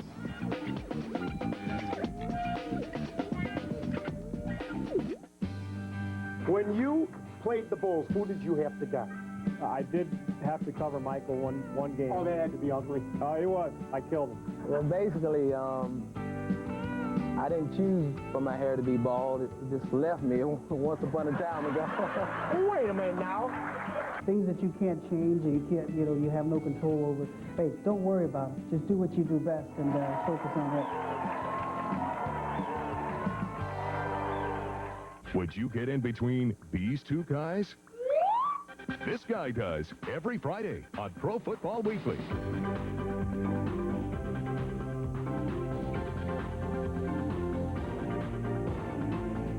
The stretch run of the playoffs is underway in San Francisco, Washington, Pittsburgh, Miami. Just a couple of the key games we preview this week on Pro Football Weekly. Hey, Ed, who did you play for? Pro Football Weekly, right here on Sports Channel. Welcome home to Country's Best Log Homes magazine. Each issue, our experts give you the practical guidance you need to make your dream home a reality. We'll show you how to design a log home floor plan that fits your lifestyle, how to pick the log home package that's right for you, how to decorate your log home. We'll give you affordable ideas for log home kitchens, warm living rooms, intimate bedrooms, and there's more. Our financial experts will help you find the best log home mortgage. Our building experts will advise on how to design your log home for maximum energy efficiency. Order your subscription to Country's Best Log Homes now. You'll receive a full year of Country's Best Log Homes magazine. That's 6 bi-monthly issues for only $19.95. Plus, if you order now, you'll receive this log home planning kit absolutely free with your paid subscription. So call right now to get your subscription. That's 6 big issues plus your invaluable log home planning kit. And start living in your dream log home today. Stick with us every Saturday and Sunday throughout the football season for Bears Nightly on the Report. We've got Michael Timpson, we've got Doug Buffone, we've got Jim Blaney to provide analysis and insight on the Chicago Bears. Join us tonight, JB and Dougie, with the inside scoop on the Bears as they get ready to take on the Detroit Lions. A couple of new but experienced coaches took to the floor last night at the UIC Pavilion. Lon Kruger made his Illini debut against former Illini assistant coach Jim Collins, and we picked this one up. There's Mr. Collins, and then there's Lon Kruger. Different setting, different teams, and the Illini came out forcing the action early on off the turnover. Kawan Garris pulls up, and he faces the nation. Count the 3. Garris was heating up, and we'll show you how hot he was as the Flames also had their moments. The turnaround Jay sweep by Mike King with authority with the jam. Flames down 2 at that point, but the story was Garris. 5 threes, lighting up the skies, 15 points in all. Jimmy Collins thinking, hey, man, I recruited this guy, but right now he's killing me. The Illini led by 12 at the half, but the Flames would rally. Mark Miller off to Jay. Flames within 2, 46-44. Then Javon Hobbs rattling home the 3 ball there from the right wing. Flames had their first lead, 52-51. But the Illini would regain control. Kawan Garris like a thief in the night. The swipe, and then he's got the numbers off to Jesse Hester, finishing it off. They lay up, and then Garris again ahead to Hester with the kiss off the glass. Hester was big down the stretch. After the game, the 2 coaches shook hands and made their amends as the Illini won it 68-63. Garris had 26 points, and Mark Miller had 17 points. The Illini have won 14 of their last 16 openers, 80, 12, and 12 all time. So this was a pretty good game. Kawan Garris, 5 of 7 from three-point land. Mark Miller again was 17. On the ice, the Chicago Blackhawks continue their 6-game road trip last night in Calgary. A week before at the United Center, the Flames for Jermaine Titoff scored in overtime to beat the Hawks. The Hawks were looking to repay the favor in the Saddle Dome last night, and yes, how physical was it? Well, Todd Lushko says hello to my little friend. But Tony gets the last laugh here. First period, Flames on the power play. Hawks with a 2-on-1. Amante to Alexei Jamnov. Jamnov back to Amante, beating the kid. Hawks led 1-0. We move to the second corner.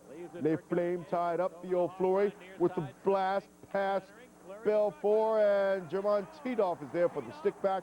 We got a 1-all game. And Titoff would answer again in the second. Theo with the pass in the slot. Titoff beating Belfour, his 9th of the year. 2-1 Les Flames. But it would be a very different story in the third. Eric Daze with the quick wrister here past the kid. Ties the game at 2. Daze 6th of the year. And then 2 minutes later, Tony had a great game last night. Over to Sergei Krivokrasov, and he snapped it past the kid there. Hawks up 3-2. More to come for you from the Hawks, as Eric Weinrich will rip it from the point there, and it trickles, and then Ethan Moreau is there for his 6th of the year. Hawks go up 4-2, and then some icing for this Blackhawk cake. Sweet as honey. Tony Amante gets his 15th of the year. Hawks win it 5-2 in this affair. So the Hawks finally, can I say finally break their 5-game winless streak with a 5-2 win. The Hawks were 1 for 4 on the P-square. Belfour stopped 32 of 34 shots. The Hawks are off until next Wednesday. They skate into the Shark Tank. The pregame with JB and Murray is at 9 o'clock. Be there, followed by the drop of the puck a half hour later. We're coming back to wrap things up from the Sports Channel Report studios. Then we're going to send it back out to the Joe for Game 2. Stick with the Sports Channel right here as the Colgate Red Raiders get ready to take on the Loyola Ramblers. Keep it here.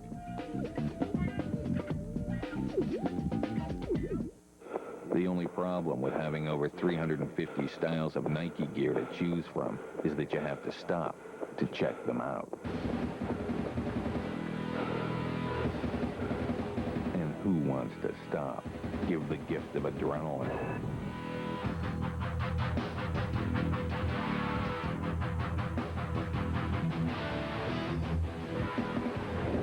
Fort Mart, 60,000 kinds of adrenaline. You waited and waited before you finally bought a new car. 4 very long years for your first house. And that promotion seemed to take a lifetime. Now here's something you don't ever have to wait for.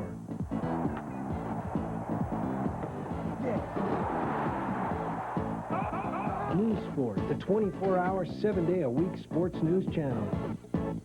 No way. Big scene. Capsule splashes down. You pull Hanks to safety, okay? Stroke. More passion. Grab Hanks tight. But not too tight, because we don't want to hurt Tom. He's a big star, after all. Gently. I've just come back from space. This is a big scene. You get to shine. You'd be surprised by everything we're doing to bring you your favorite movies. Continental Cablevision. We work, you watch. Euler True Value and Just Ask Rental has been serving satisfied customers for over 45 years. But did you know that we also have one of the largest selections of work clothing and boots? We carry a wide variety of styles and sizes, including big and tall and women's clothing. Euler True Value offers competitive prices on quality brands like Dickies. If for some reason we don't have the Dickies style you're looking for, we'll be happy to special order it for you. Visit Euler True Value, your work clothing and Dickies headquarters today, located in Bridgeview and Downers Grove. Stay tuned to the Sports Channel Report tonight at